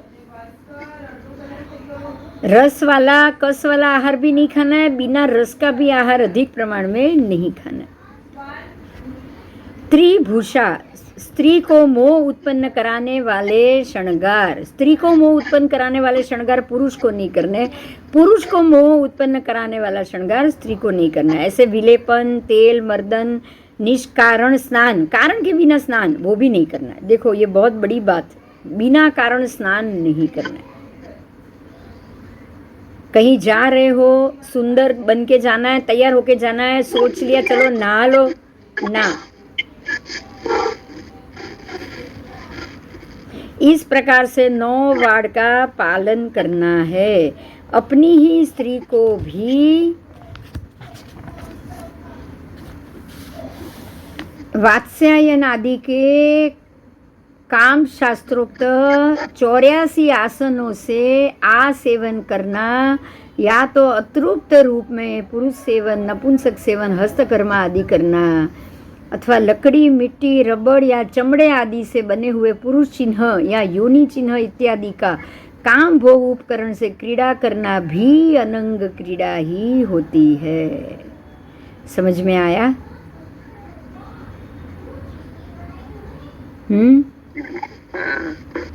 जो काम के 84 आसन है ना, वो आसन मतलब ये चीज में भी अलग अलग रीतों से जाना, संबंध बांधना अपनी स्त्री के साथ भी, वो भी आपके अंदर अनंग क्रीड़ा ही हुई ना। किसी भी क्रीड़ा का ज्यादा भोग लेने का मन हुआ तभी तो अलग अलग चीज दिमाग में आ रही है। हाँ, या फिर मिट्टी या रबड़ या चमड़े आदि से बने हुए पुरुष चिन्ह। आजकल ये सब चीज मिलती है, बिक रही है। आओ, यहाँ अंग अथवा स्त्री योनि, उसके अतिरिक्त अंग, जांग, स्तन, मुख, गाल, कांख, नितंब आदि से क्रीड़ा करना, ये सब तीसरे अतिचार में आ गया, अनंग क्रीड़ा में। अब समझ में आ रहा है, अनंग क्रीड़ा कोई छोटी बात नहीं है, ये छोटा अतिचार नहीं है। अगर आपको इसमें अतिचार की पूरी श्रृंखला को समझोगे ना, तो आप ये समझोगे कि कभी ऐसा एक दिन ऐसा नहीं जाएगा कि जो आप ये अतिचार, आपसे ये अतिचार ना हुआ हो। आप इसमें से किसी भी एक अतिचार से बच सकोगे क्या? कुछ नहीं आएगा तो स्निग्ध आहार आ जाएगा, आएगा कि नहीं? कि शरीर नहीं चल रहा है, चलो सूट पीपरा मूल की गोली रात रोज पियो ताकि हमारे शरीर में ताकत आए। सोचते हैं कि नहीं सोचते? आओ, चौथा, ये तीसरा हुआ था खाली, अभी चौथा, पर विवाहकरण, अपने पुत्र पुत्री आदि के अलावा दूसरे पुत्र पुत्री का विवाह कराना,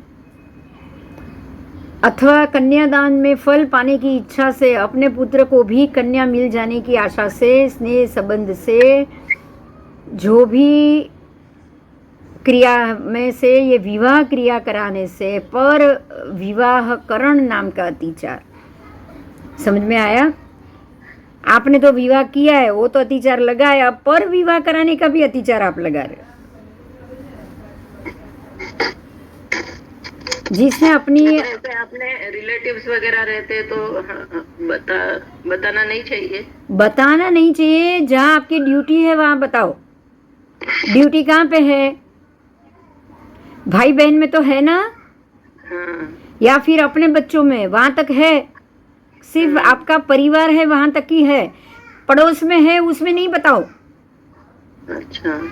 वो पूछने आए तो जवाब दे सकते हो कि अच्छा। पूछने आने पे कन्या विक्रय या गौ विक्रय में भी झूठ नहीं बोलना है। पूछने आने पे जवाब दे सकते हो। अगर कोई आपको पूछना है तो आपको डापण नहीं करना है। समझ में आया? आपको डापण करने नहीं जाना है। पूछना है तो गलत तो बिल्कुल नहीं बोलना है।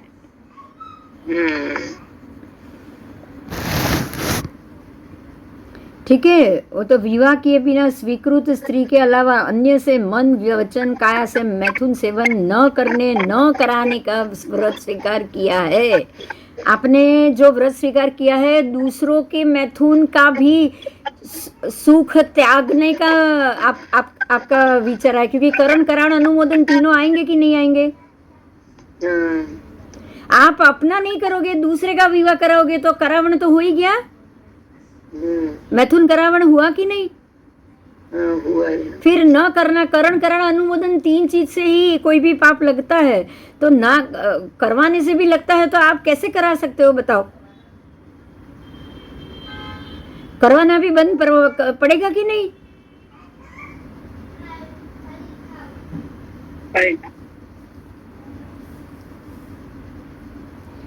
ठीक है? तो न करने न करवाने का व्रत स्वीकार किया है, उसके द्वारा दूसरों के विवाह संबंध जोड़ना मैथुन में प्रवृत्ति कराने के बराबर है। समझ में आ गया? ठीक है? अपने पुत्र पुत्रियों के विवाह विषय में यदि अन्य कोई चिंता करने वाला हो ना, तो किसी का भी विवाह नहीं कराना है। देखो यहाँ बोल रहे हैं, अगर आपके पुत्र पुत्री के लिए कोई और चिंता करने वाला है तो आपको उसका भी विवाह नहीं कराना है। समझ में आया?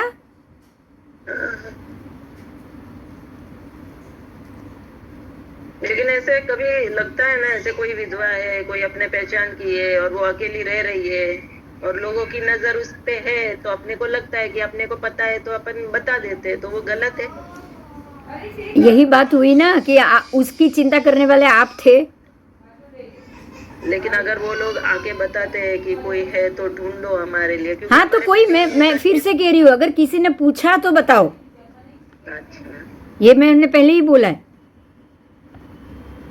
कोई पूछने आए तो सच ही बताना है उसको, बराबर बताना भी है। कोई पूछ रहा है भाई मेरी बेटी के लिए कोई लड़का है तो बताओ, तो भाई एक दो जो आपके ध्यान में वो बता दो, बात खत्म। अच्छा पूछने से बताने से दोष कम लग रहा है, अच्छा। क्योंकि उसने पूछा इसलिए आपने बताया, बराबर।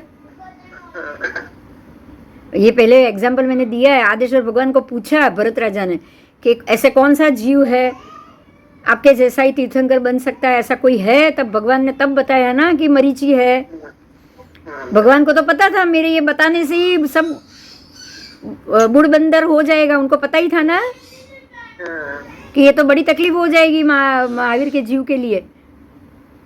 फिर भी क्यों बताया बताओ?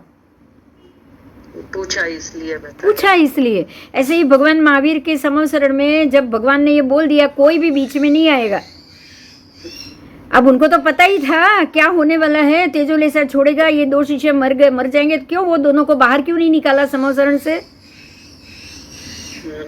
गौतम स्वामी को निकाला था ना। हाँ, गौतम स्वामी को कैसे अपने निर्वाण के लिए निकाला, इन ये दोनों को क्यों नहीं निकाला बचाने के लिए? भाई तुम दो यहाँ से चले जाओ तुरंत, क्यों नहीं निकाला बोलो? वही उनका टाइम आ गया था। यही बात अपने लिए समझो कि उसका टाइम आ गया था, उसके बच्चे की शादी का टाइम आ गया था, आप निमित्त थे इसलिए वो आपसे पूछने आई तो आपने बता दिया, बात खत्म। अच्छा। ऐसा निमित्त होता है तभी कोई पूछने आता है, नहीं तो सामने वाला पूछना चाहेगा ही नहीं, वो अपनी बेटी की हर बात छुपाना ही चाहेगा, अपने बच्चों की। बोलो चाहेगा कि नहीं चाहेगा? हाँ, बराबर है। कोई आपको जानबूझ के अपने बच्चों की तकलीफ बताने आएंगे क्या? नहीं। आप बोलने जाओगे ना कि आपके बेटी के लिए एक अच्छा लड़का है तो कि नहीं हमको तो पता है, हमको कोई जल्दी नहीं है, हमको तो वो पढ़ रही है इसलिए हम नहीं कर रहे। वो झूठ भी बोल देंगे एक बार, आपको नहीं बताएंगे। वो सामने से क्यों पूछने आए? निमित्त आ गया है, बताना है तो बता दो। भरत राजा को ऋषभदेव भगवान ने इसलिए बताया क्योंकि निमित्त आ गया था, कर्म बंद करना था, एक कोड़ा कोड़ी सागरोपम की आयु बढ़ानी थी, ये निमित्त आ गया था मरीचि का। अब अंतिम तीर्थंकर बनना है तो पूरा एक कोड़ा कोड़ी सागरोपम का समय भी तो निकालना था, चौथा आरा पूरा।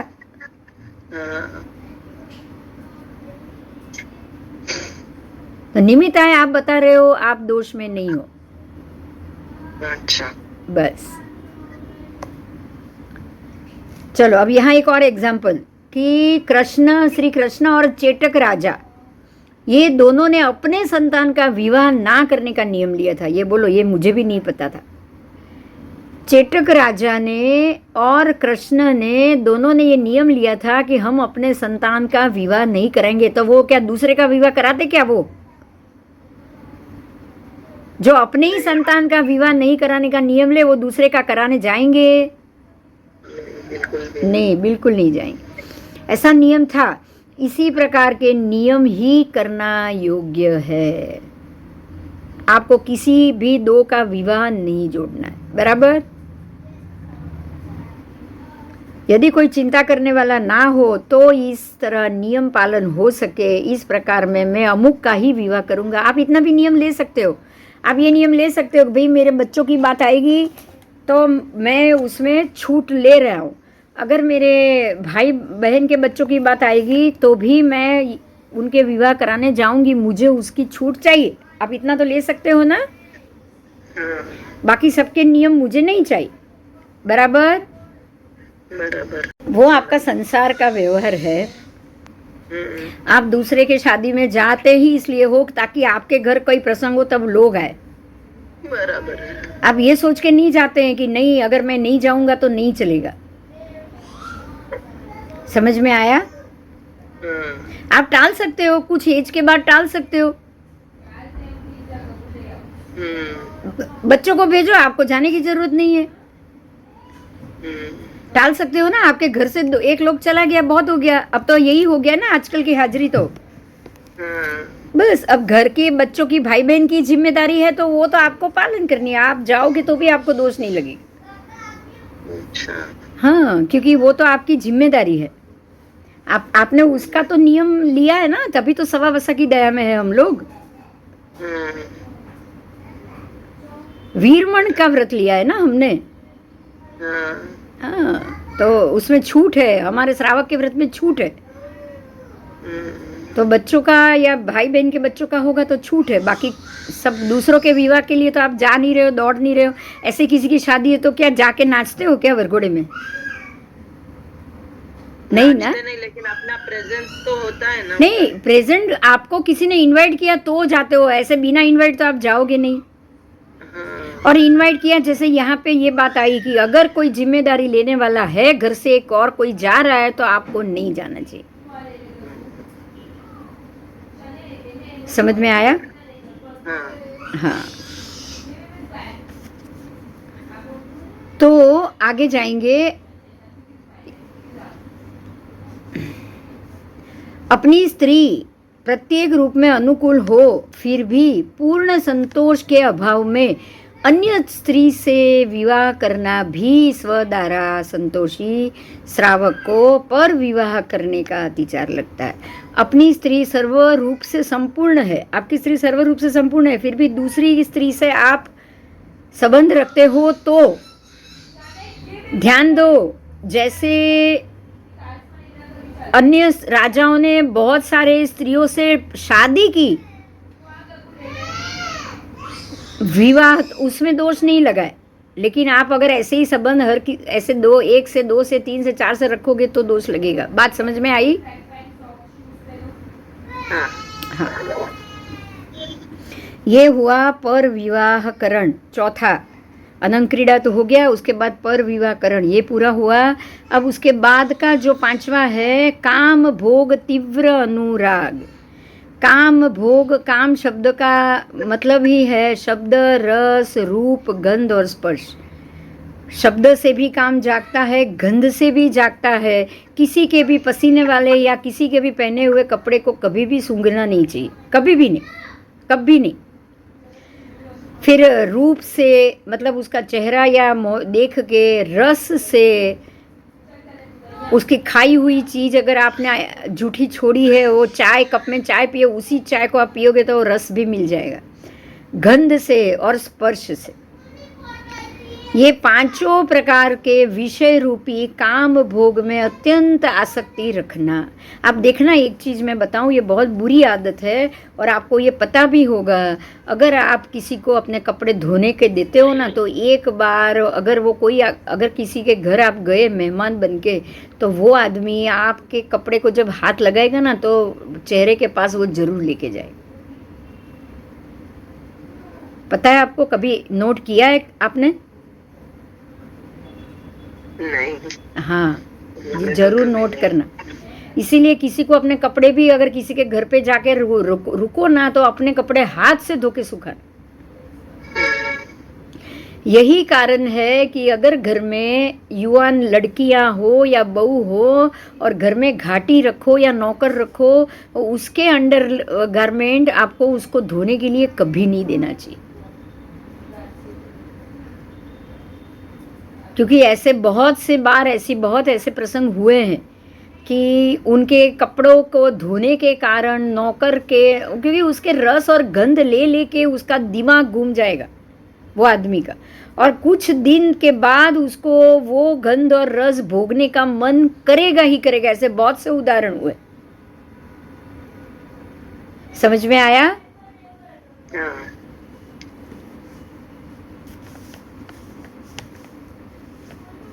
ये तीव्र अनुराग वाला है, काम भोग तीव्र अनुराग। ये तीव्र अनुराग उत्पन्न करे ऐसी चीजें हैं।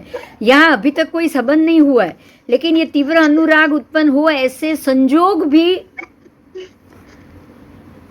अतिचार लगाते हैं। समझ में आ गया ये बात? ऐसे संजोग भी अतिचार लगाए। मैथुन किए करने के बाद भी स्त्री के मुख, उसकी कांख, उसके गुप्त प्रदेश में लंबे काल तक, समय तक आलिंगन पूर्वक सेवन करना, उसके केश खींचना, उसके स्तन को बार बार पकड़ना, पैर से कोमल लात मारना, नख दांत आदि से उसको काटना, बार बार चुंबन करना, दिन रात केवल विषय भोग में ही रत रहना इत्यादि चेष्टाओं से काम वासना को उत्तेजित करता है और काम बुद्धि के लिए रसायन भस्म आदि का सेवन करना भी श्रावक को उचित नहीं है। ठीक है। ये सर्व अति काम वासना होने से अतिचार लगे। ये सारा अति काम वासना युक्त जो बाद में जो खेल होता है, संबंध तो हो गया लेकिन संबंध के आगे का खेल, पीछे का खेल, जिसको हम रमत कहते हैं, कहते कि नहीं कहते? हाँ, ये सारी चीज तीव्र काम भोग का ही कारण है। आप ये सब क्यों कर रहे हो? इसलिए कर रहे हो कि एंजॉय ज्यादा हो, खुशी ज्यादा मिले, उसी के लिए ही हो रहा है ना सब। हाँ, तो यही उत्तेजित करने की हर एक क्रिया तीव्र काम भोग अनुराग का अतिचार लगाएगी। ये 5वां अतिचार है मैथुन का, अंतिम अतिचार। ठीक है। तो स्वद्वारा संतोषी श्रावक पहले तो पाप भीरु वाला ही होगा। पाप भीरु होने के कारण विषय सुख से विरक्त होके ब्रह्मचर्य स्वीकारने की भावना वाला ही होता है। तो भी वेग का उदय सहन न करने के कारण, ध्यान दो, आपने नियम लिया, मतलब आपके अंदर ये पाप है ऐसी भावना तो हो गई होगी, तभी आप ये 12 व्रत का नियम लेते हो। तो आपने नियम लिया मतलब आपके अंदर पाप भीरुता है, लेकिन फिर भी काम वेग उत्पन्न हो रहा है, तो वो वेग को सहन नहीं कर रहे हो आप, वो वेग का उदय आपसे सहन नहीं हो रहा है। तो आपने सिर्फ अपनी स्त्री को, उसके प्रति, या स्त्री को या स्त्री के लिए पुरुष को काम का विस्तार रूप अनंग क्रीड़ा तीव्र अनुराग करे तो वो निरर्थक पापाचार होने से अतिचार लगेगा। आपको वेग उत्पन्न हुआ है, आप अपनी स्त्री से भोग कर लो, लेकिन ये अनंग क्रीड़ा का भोग मत करो। समझ में आया?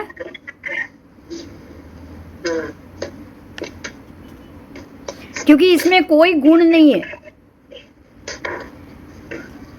बल क्षय आदि का अवगुण आवश्यक है, इसीलिए इसका आपको त्याग करना है। बराबर?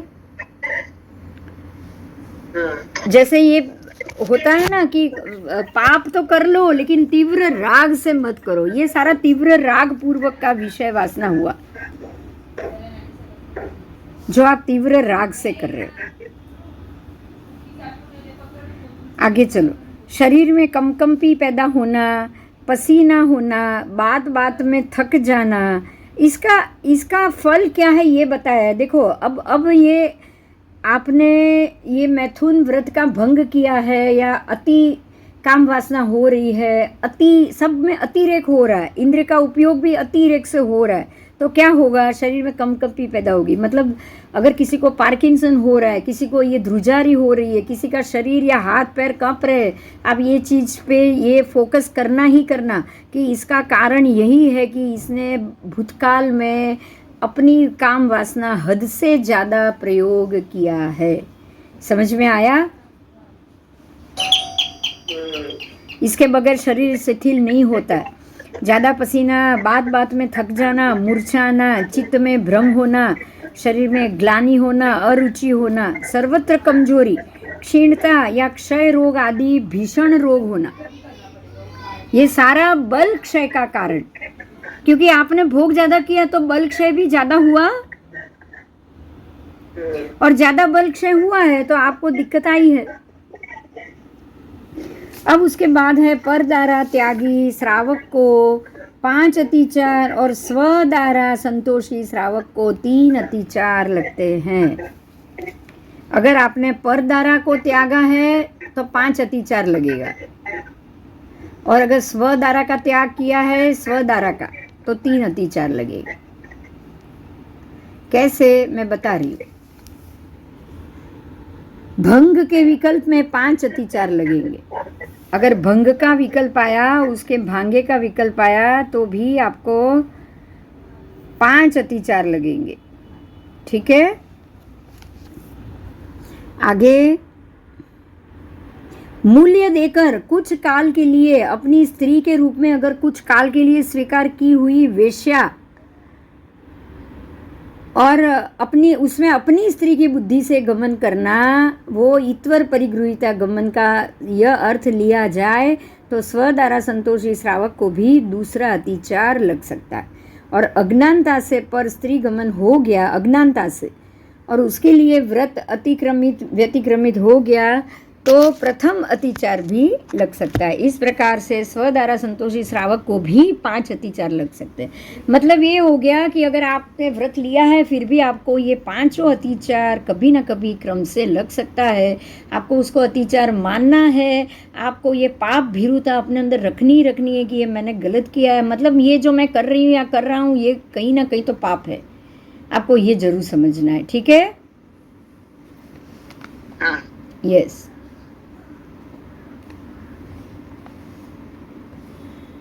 सदारा संतोषिष्य इमे पंच अय्यारा, मतलब कि स्वदारा संतोषी श्रावक को ये 5 अतिचार केवल जानने योग्य है। अगर आपने जाना परंतु आचरण करने योग्य नहीं है। आपने ये जान लिया तो चलो कोई बात नहीं, कर लिया, कर भी लेंगे और प्रायश्चित भी कर लेंगे, ये नहीं चलेगा, ये बिल्कुल नहीं चलेगा।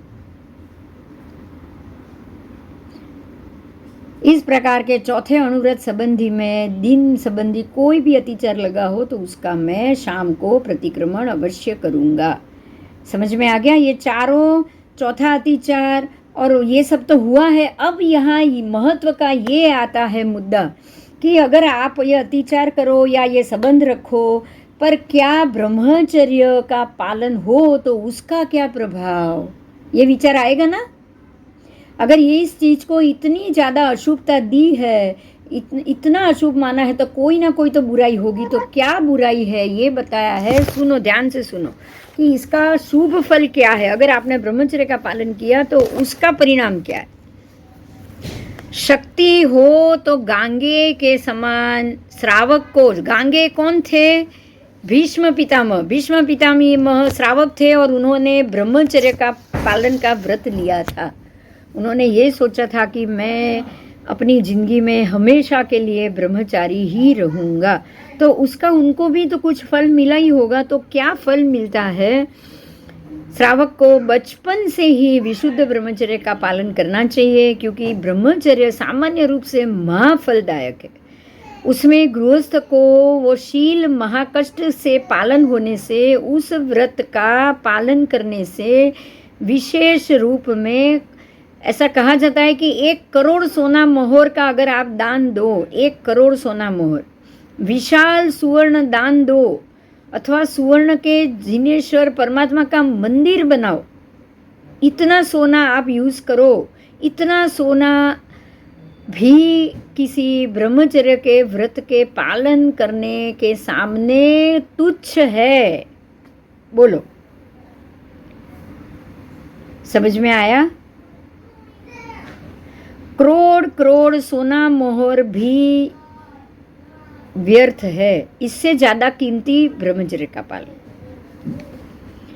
आगे और बताया है, जो पुरुष दुष्कर ब्रह्मचर्य का, पुरुष या स्त्री दुष्कर ब्रह्मचर्य का पालन करता है उसे देव, दानव, गंधर्व, यक्ष, राक्षस, किन्नर सब नमस्कार करते हैं। सब ब्रह्मचर्य से सर्वत्र आज्ञा का पालन होता है। आपकी बात हर कोई मानेगा, हर कोई मानेगा। प्रभुता प्राप्त होती है, रुद्धि, राज्य, काम, भोग, कीर्ति, बल, स्वर्ग और नज़दीकी भविष्य में सिद्धि होती है। नज़दीकी भविष्य में आप मुक्त भी हो जाओगे। स्थान स्थान पे क्लेश कराने वाले, झगड़ा करने वाले, मनुष्य को मरवाने वाले, पाप व्यापार में तत्पर रहने वाले नारद जी ने भी मुक्ति प्राप्त सिर्फ ब्रह्मचर्य के कारण ही की। आपको पता है ना नारद जी का स्वभाव कैसा था? झगड़ा कराना, लड़ाई कराना, है ना? था कि नहीं? चुगली करना, झगड़ा करवाना, पाप व्यापार में रत रहना। ऐसे नारद मुनि भी ब्रह्मचर्य के कारण ही मोक्ष प्राप्त करते। समझ में आया? ये वास्तविक ब्रह्मचर्य का महात्म्य है। ब्रह्मचर्य ही मोक्ष मार्ग की सीढ़ी, आपको ये याद रखना है। समझ में आ गया ना? अब अन्य शास्त्रों में भी उसका ब्रह्मचर्य का महिमा बताया है। वो थोड़ा हम आज कर लें, फिर पूरा करेंगे, ठीक है। ब्रह्मचर्य के लिए एक स्टोरी है और उसी में शकुन शास्त्र भी है, वो हम अगले क्लास में करेंगे। लेकिन यहाँ अभी भी ये थोड़ा अन्य शास्त्र ने क्या बताया है वो मैं आपको बताना चाहूँगी, क्योंकि ये आपका पूरा एपिसोड ब्रह्मचर्य की महिमा का ही रहेगा, बराबर। एक रात्रि ब्रह्मचर्य पालन करने वाले को जो सदगति होती है वो सदगति हजारों यज्ञ करने से भी नहीं होती, ऐसा ये अन्य शास्त्र बता रहे।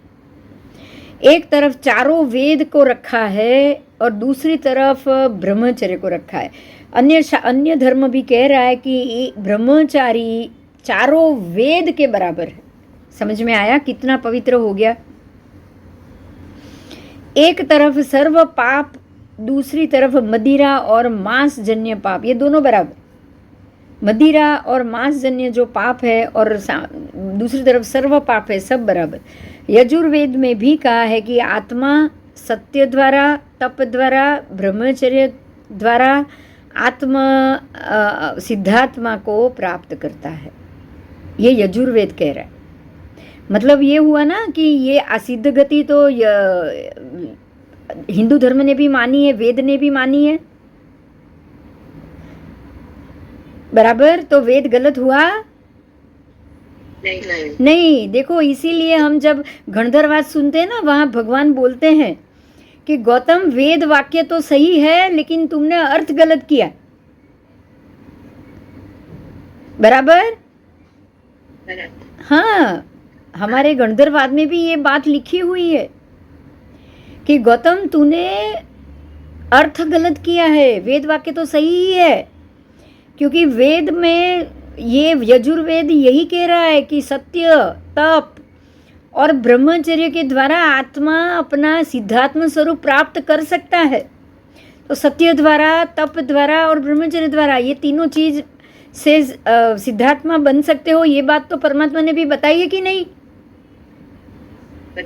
बताइए। सत्य का पालन जरूरी है, बहुत। सत्य ही हुआ आपका सम्यक दर्शन, सम्यक चारित्र दर्शन, ज्ञान चारित्र सम्यक हो तो सत्य हो गया कि नहीं?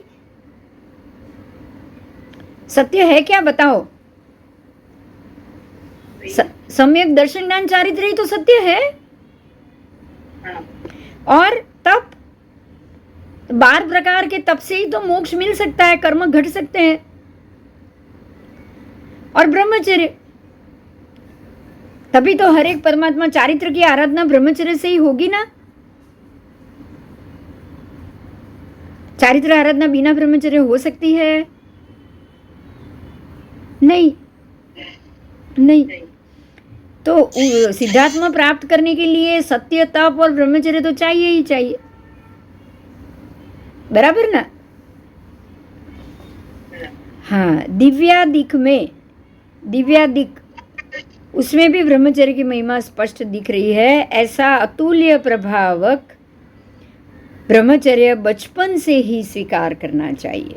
और बाल ब्रह्मचारी रहने की शक्ति अगर ना हो तो स्वदारा संतोष में श्रावक की तरह रहना चाहिए। सुदर्शन सेठ भी स्वदारा संतोषी श्रावक थे, परंतु ब्रह्मचारी की तरह ही उनकी गिनती होती थी। देखो, स्वदारा संतोषी श्रावक भी ब्रह्मचारी रह सकते हैं, उनकी गिनती होने पर भी वो ब्रह्मचारी में गिनती होती, क्योंकि वो स्वदारा संतोष में भी अतिरेक नहीं करते हैं। समझ में आया?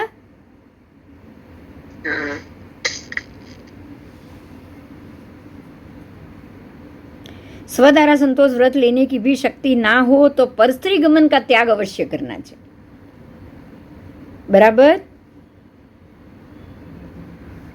परदारा गमन मतलब परस्त्री लंपट पाप से पुरुष को ये जन्म में भी वध, बंधन, झाड़ आदि के नीचे लटकना, नाक काटना, धन का नाश होना, ऐसे अनेक प्रकार की कदरनाएं होती है। और पर भव में भी नरक गति में शालमली आदि वृक्ष के साथ आलिंगन जैसा कराना, ऐसे दूसह दुख सहन करने पड़ते हैं। कुशील, जो व्यक्ति कुशील है, जो बिल्कुल चारित्र का पालन अच्छे से नहीं कर रहे हैं, ऐसे मनुष्य भी मरने के बाद दूसरे जन्म में इंद्रिय छेदित अंग, नपुंसकता, कुरूप, दुर्भागी, आदि भगंदर रोग आदि आदि भयंकर रोग युक्त नरक में जाके भी पीड़ा भोगते हैं। विधवा, बाल विधवा, वंध्या मतलब वांझणी स्त्री, मरे पुत्र को जन्म देने वाली स्त्री, विष कन्या, ऐसे ऐसे रूप में उसकी उत्पत्ति होती है। समझ में आया? अगर ये जन्म में ज़्यादा अतिशयोक्ति मैथुन में हुई तो आप विधवा मतलब अब आपको मिलेगा ही नहीं। समझ में आया? आप वांझणी बने मतलब उसका कोई अर्थ निरर्थक जीवन, सिर्फ भोग के लायक, क्योंकि आपको भोग ज़्यादा चाहिए था ना पिछले भाव में।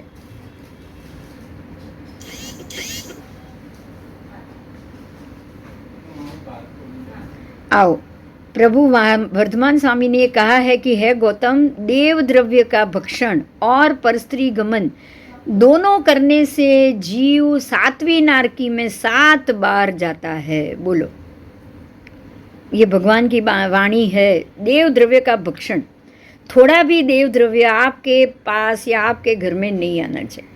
7वीं नारकी में आप 7 बार जाओगे। इतना निंदनीय पाप है ये। समझ में आया? और दूसरा पर स्त्री गमन, पर पुरुष गमन, पर स्त्री गमन मतलब जानबूझ के व्यभिचार करना। समझ में आया? ये जानबूझ के व्यभिचार की बात की।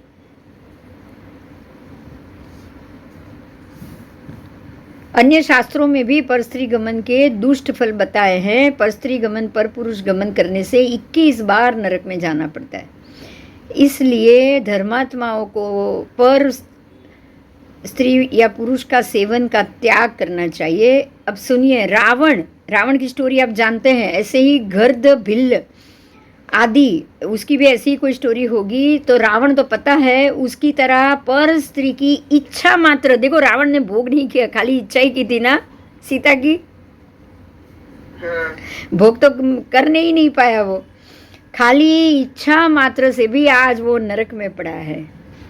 पड़ा है कि नहीं? पड़ा है कि नहीं? हाँ, तो खाली इच्छा मात्र से बोलो, इस जन्म में और दूसरे जन्म में, वो जन्म में तो मरा ही मरा, वो दूसरे जन्म में भी नरक में पड़ा है, खाली एक ही कृत्य से ना। हाँ, ठीक है। तो बस ये हमारे लिए एग्जाम्पल है कि ये उसका ये जन्म में भी और दूसरे जन्म में भी महान अनर्थ का कारण बना, रावण का ये सोचना ही। तो फिर पर स्त्री सेवन करने से क्या हो सकता है? अब ये सोचो, सेवन करने से क्या होगा? सिर्फ इच्छा करने से ये हालत हुई रावण की, तो जो जिन्होंने सेवन किया है उसकी क्या हालत होगी बताओ? वो खाली तीसरी नारकी में जाएगा ऐसा तो पॉसिबल नहीं है ना। नहीं, उसके लिए तो पूछना ही क्या। हाँ, स्वदारा संतोषी को सर्वसाधारण कोई भी स्त्री का त्याग करना चाहिए, क्योंकि मदिरा मांस में रत लोभ के कारण कुष्ठ रोग होने वाले पुरुष से भी गमन करने वाली स्नेह बिना निर्लज निंद्य वीट जन से आश्रित वेश्या का त्याग करना ही योग्य है। समझ में आया? अगर कोई पुरुष मदिरा ले रहा है, मांस खा रहा है, उसको उससे भी ज़्यादा अशुभ पर स्त्री गमन कोई भी किसी भी ऐसी वेश्या जैसी स्त्री का उपभोग करना है।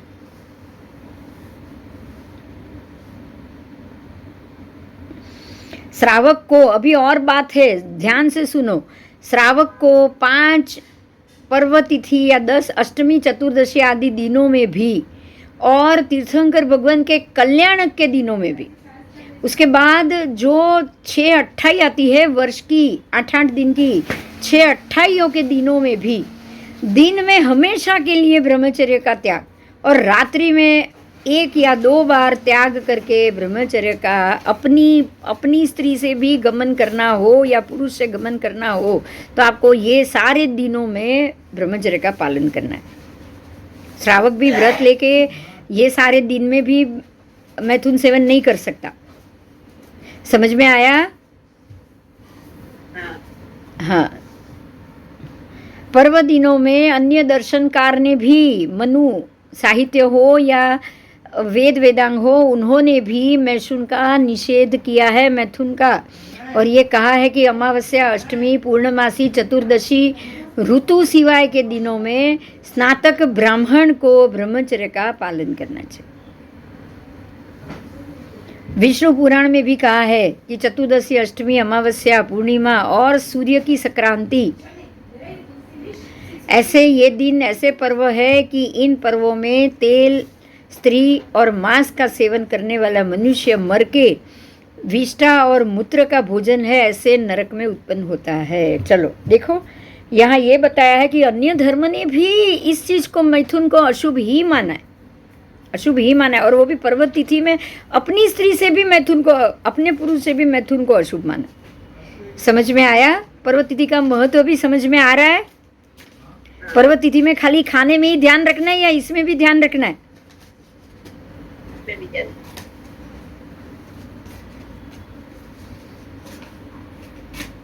पुरुष को योग्य अवस्था के अंदर स्त्री स्त्री संबंध में भी ब्रह्मचर्य स्वीकार कर लेना चाहिए। अब योग्य अवस्था में बोला है, देखो ऐसा नहीं पुरुष की 60 साल 70 साल हो जाए अब नहीं कर सकते इसीलिए ब्रह्मचर्य का व्रत लो। समझ में आया? जब आप मैथुन सेवन कर सकते हो तब आप ब्रह्मचर्य का पालन करो। महत्व ये है, देव या तिर्यंच नहीं कर रहे, उनको दोष नहीं लग रहा है, ऐसा नहीं है, वो कर ही नहीं सकते, कहाँ से मुक्त होंगे बताओ? क्या उनको आप ब्रह्मचारी कह सकते हो? नहीं कह सकते, वो तो कर ही नहीं सकते। मन के अंदर वासना भरी हुई है तभी तो किसी न किसी के शरीर में प्रवेश कर लेते।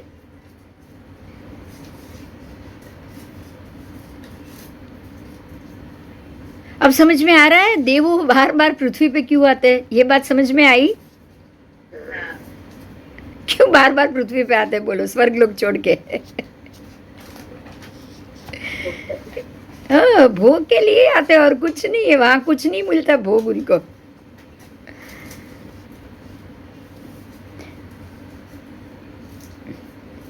अब यहाँ ध्यान दो, योग्य अवस्था के अंदर आप योग्य हो मैथुन के और आप उसके नियम ले रहे हो तो ही महत्व का है। या तो पुरुष विषय सर्वथा छोड़ दे, नहीं तो फल रहित वृक्षों को, जैसे पक्षी छोड़ के चले जाए ना, अगर फल नहीं है तो वो वृक्ष पे पक्षी नहीं रहते हैं, बराबर? सूख गया वृक्ष तो भी पक्षी नहीं रहेंगे, छोड़ के चले जाएंगे।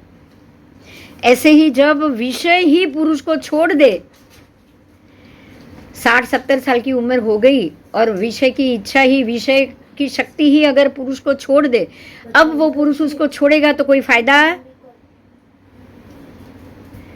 या स्त्री उसको छोड़ेगी तो कोई फायदा? बताओ। आपका शरीर ही शिथिल हो जाए और आप तब आप उसको छोड़ो तो कोई मतलब नहीं है। इसीलिए सर्वश्रेष्ठ है कि विषय वासना को स्वयं ही समझ बूझकर छोड़ दिया जाए। ठीक है? दीर्घ काल तक रहकर भी विषय अवश्य में जाने वाले हैं। आप दीर्घ काल तक रहोगे, 60 साल 70 साल 80 साल की उम्र हो गई, विषय अपने आप चले गए, आपकी इंद्रिय उठी नहीं रहेगी, आपकी इंद्रिय कोई काम की नहीं रही है, मतलब विषय चला गया। ठीक है? तो फिर पहले क्यों छोड़ना चाहिए? ऐसे भी सवाल होते हैं ना। अपने आप छूटने वाला है, फिर अभी मजा करो, जब छूटना होगा तब छोड़ देंगे। नहीं नहीं, क्या भेद है दोनों में? तुलना में क्या है? तो जिससे मनुष्य स्वयं ही विषय को नहीं छोड़ता, विषय स्वयं ही जाएगा, तो चित्त में अत्यंत संताप होगा। आज अगर कोट 60-70 उम्र वाले स्त्री पुरुष को अगर विषय सुख नहीं मिल रहा है तो वो मेंटली पागल हो जाते होते कि नहीं होते हैं? होते हैं। ये सारे कृत्रिम साधन क्यों मिल रहे हैं बताओ? क्यों मिल रहे? क्योंकि आपने विषय को छोड़ा नहीं है, इसलिए साधन का प्रयोग हो रहा है।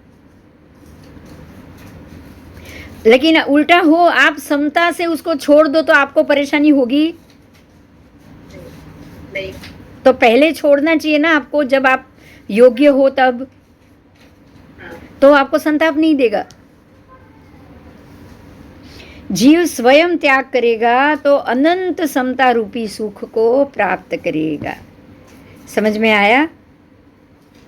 कि कोई चीज को अगर आप सामने से छोड़ोगे तो आप कभी दुखी नहीं होगे क्या? नहीं नहीं।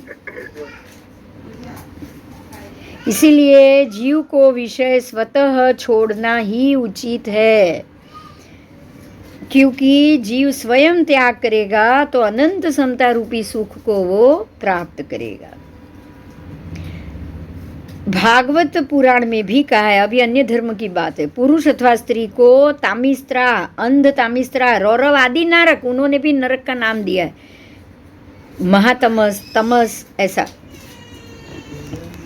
तो ऐसे ऐसे नरक की पीड़ा वो भोगते हैं, और मैथुन सेवन के कारण वे स्वयं बनाते हैं। ये कारण पुरुष स्वयं ही खड़ा करता है, स्त्री स्वयं ही खड़ी करती है मैथुन सेवन का, क्योंकि हमारा दिमाग कुछ न कुछ उसकी उपार्जना करता ही रहता है ना।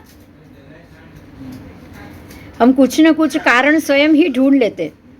महाभारत आदि पर्वों में भी कहा है, जरत्कार ऋषि ने बचपन से ही ब्रह्मचर्य और तपश्चर्या करना स्वीकार किया। उनके वंश का क्षय होने के कारण अपने पूर्वजों को नरक में नीचे मुख में पड़ते देख के ऋषि को बहुत दुख हुआ। उस समय ऋषि ने पूर्वजों के उपदेश से संतानोत्पत्ति के लिए वासु की बहन नाग कन्या के साथ विवाह किया। जब वह नाग कन्या हुई तब उस निरपराधी को भी विरह के दुख में विलाप करती हुई छोड़ के उस ऋषि ने पुनः ब्रह्मचर्य का स्वीकार किया। तो ये महाभारत के अंदर ये उदाहरण है, वो भी बता रहे हैं कि ऋषि भी पुनः ब्रह्मचर्य को, क्योंकि उनको भी लगा कि मैथुन सेवन करने से जो नाग कन्या की उत्पत्ति हुई वो दुखी हो रही है। तब उनको लगा कि बेकार में किसी को मैंने अपने मैथुन सुख के लिए बेकार में किसी जीव को परेशान किया। अब समझ में आया? बचपन से बाल ब्रह्मचारी महात्मा क्यों होते, ये समझ में आया? क्योंकि वो चाहते हैं कि हमारे मैथुन सेवन के कारण किसी अन्य जीव को तकलीफ ना हो। बराबर? यस।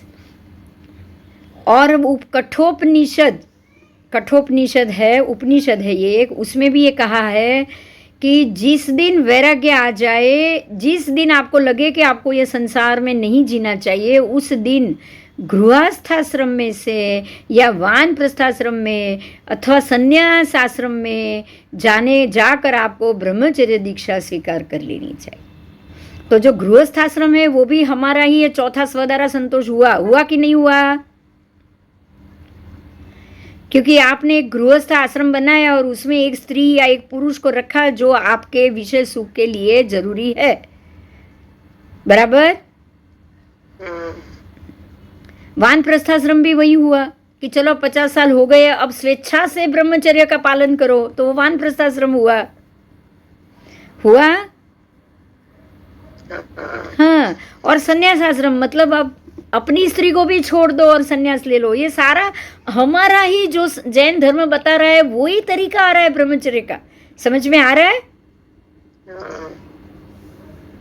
25 साल तक ब्रह्मचर्य पालन मतलब ब्रह्मचर्याश्रम हो गया। 25 साल से पहले आपको कोई भी अब्रह्म का सेवन या मैथुन का सेवन नहीं करना। ये हिंदू धर्म की बात हो रही है। 25 से 50 तक उनका गृहस्थाश्रम होता है। तो गृहस्थाश्रम में ये श्रावक का नियम आ गया कि अपनी जो पसंद है वो व्यक्ति से शादी करो और उसी से मैथुन संबंध रखो, बाकी किसी से नहीं। ये गृहस्थाश्रम हुआ ना। उसके बाद तो ये हमारा श्रावक का व्रत ले लिया उन्होंने। उनको पता भी नहीं है और उन्होंने श्रावक का चौथा व्रत ले लिया। बोलो लिया कि नहीं लिया?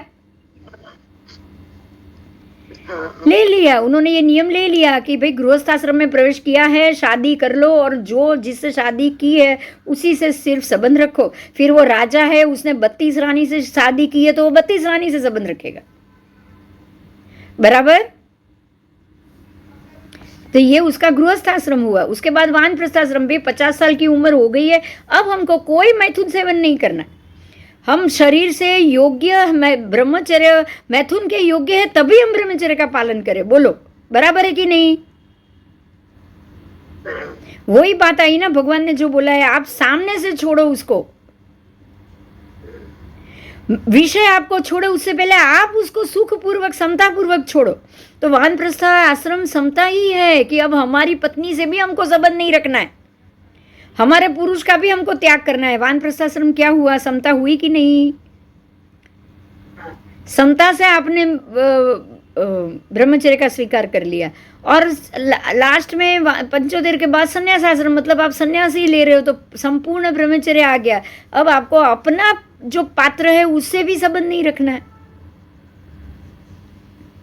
तो ये जो आश्रम व्यवस्था है वो ब्रह्मचर्य को मजबूत बनाती है, और ये श्रावक का चौथा व्रत ही है ना? हाँ, हम ऐसे देखेंगे तो मानेंगे, नहीं तो हम यही कहेंगे ना, ये हिंदू धर्म है, ये तो सब गलत है। हम यही बोल देंगे तो झूठा ही बोला ना, हमने भी मिथ्यात्व किया कि नहीं? ऐसा बोलना भी हमारा मिथ्यात्व होगा कि नहीं? हाँ। आओ, इस तरह ब्रह्मचर्य की सर्वत्र महत्ता होने के कारण श्रावक भी बाल ब्रह्मचारी या सर्वथा ब्रह्मचारी हो, या फिर वो अल्प ब्रह्मचारी हो, या यति कल्प के सद्भाव के कारण मुनि के समान अल्प बंधन वाला ही गिना जाता है। इस तरह से आपकी ये 16वां गाथा का अर्थ पूरा हुआ। समझ में आ गया? अभी आज ब्रह्मचर्य की बहुत डिटेल हुई। बहुत डिटेल में हो गया, संपूर्ण डिटेल में हो गया, कोई भी जगह से बाकी नहीं। अब इसके ऊपर एक कथा है, वो हम अगले क्लास में करेंगे, शीलवती की कथा ब्रह्मचर्य के संबंध में। कथा जानेंगे ना तो ज़्यादा मजा आएगा, पता है? क्योंकि इसमें अगर कैसे निमित्त खड़े होते, कैसे संजोग खड़े होते हैं, ये बात जानने को मिलेगी ना हमको। तो हम कल करें, कल वापस क्लास ले ले। चलेगा ना? जम रहा है ना? हाँ, बस तो अभी रोज लूंगी तो ही ये जल्दी होगा, नहीं तो वंदितु की गाथा तो जल्दी खत्म हो जाए, मैं ये चाहूंगी। फिर देखेंगे क्या करना। ठीक है? ठीक है, चलो। जय जिनेन्द्र। Thank you. जय जिनेन्द्र। जय जिनेन्द्र। जय जिनेन्द्र। कल मिलेंगे फिर 4 बजे। हाँ, जय जिनेन्द्र।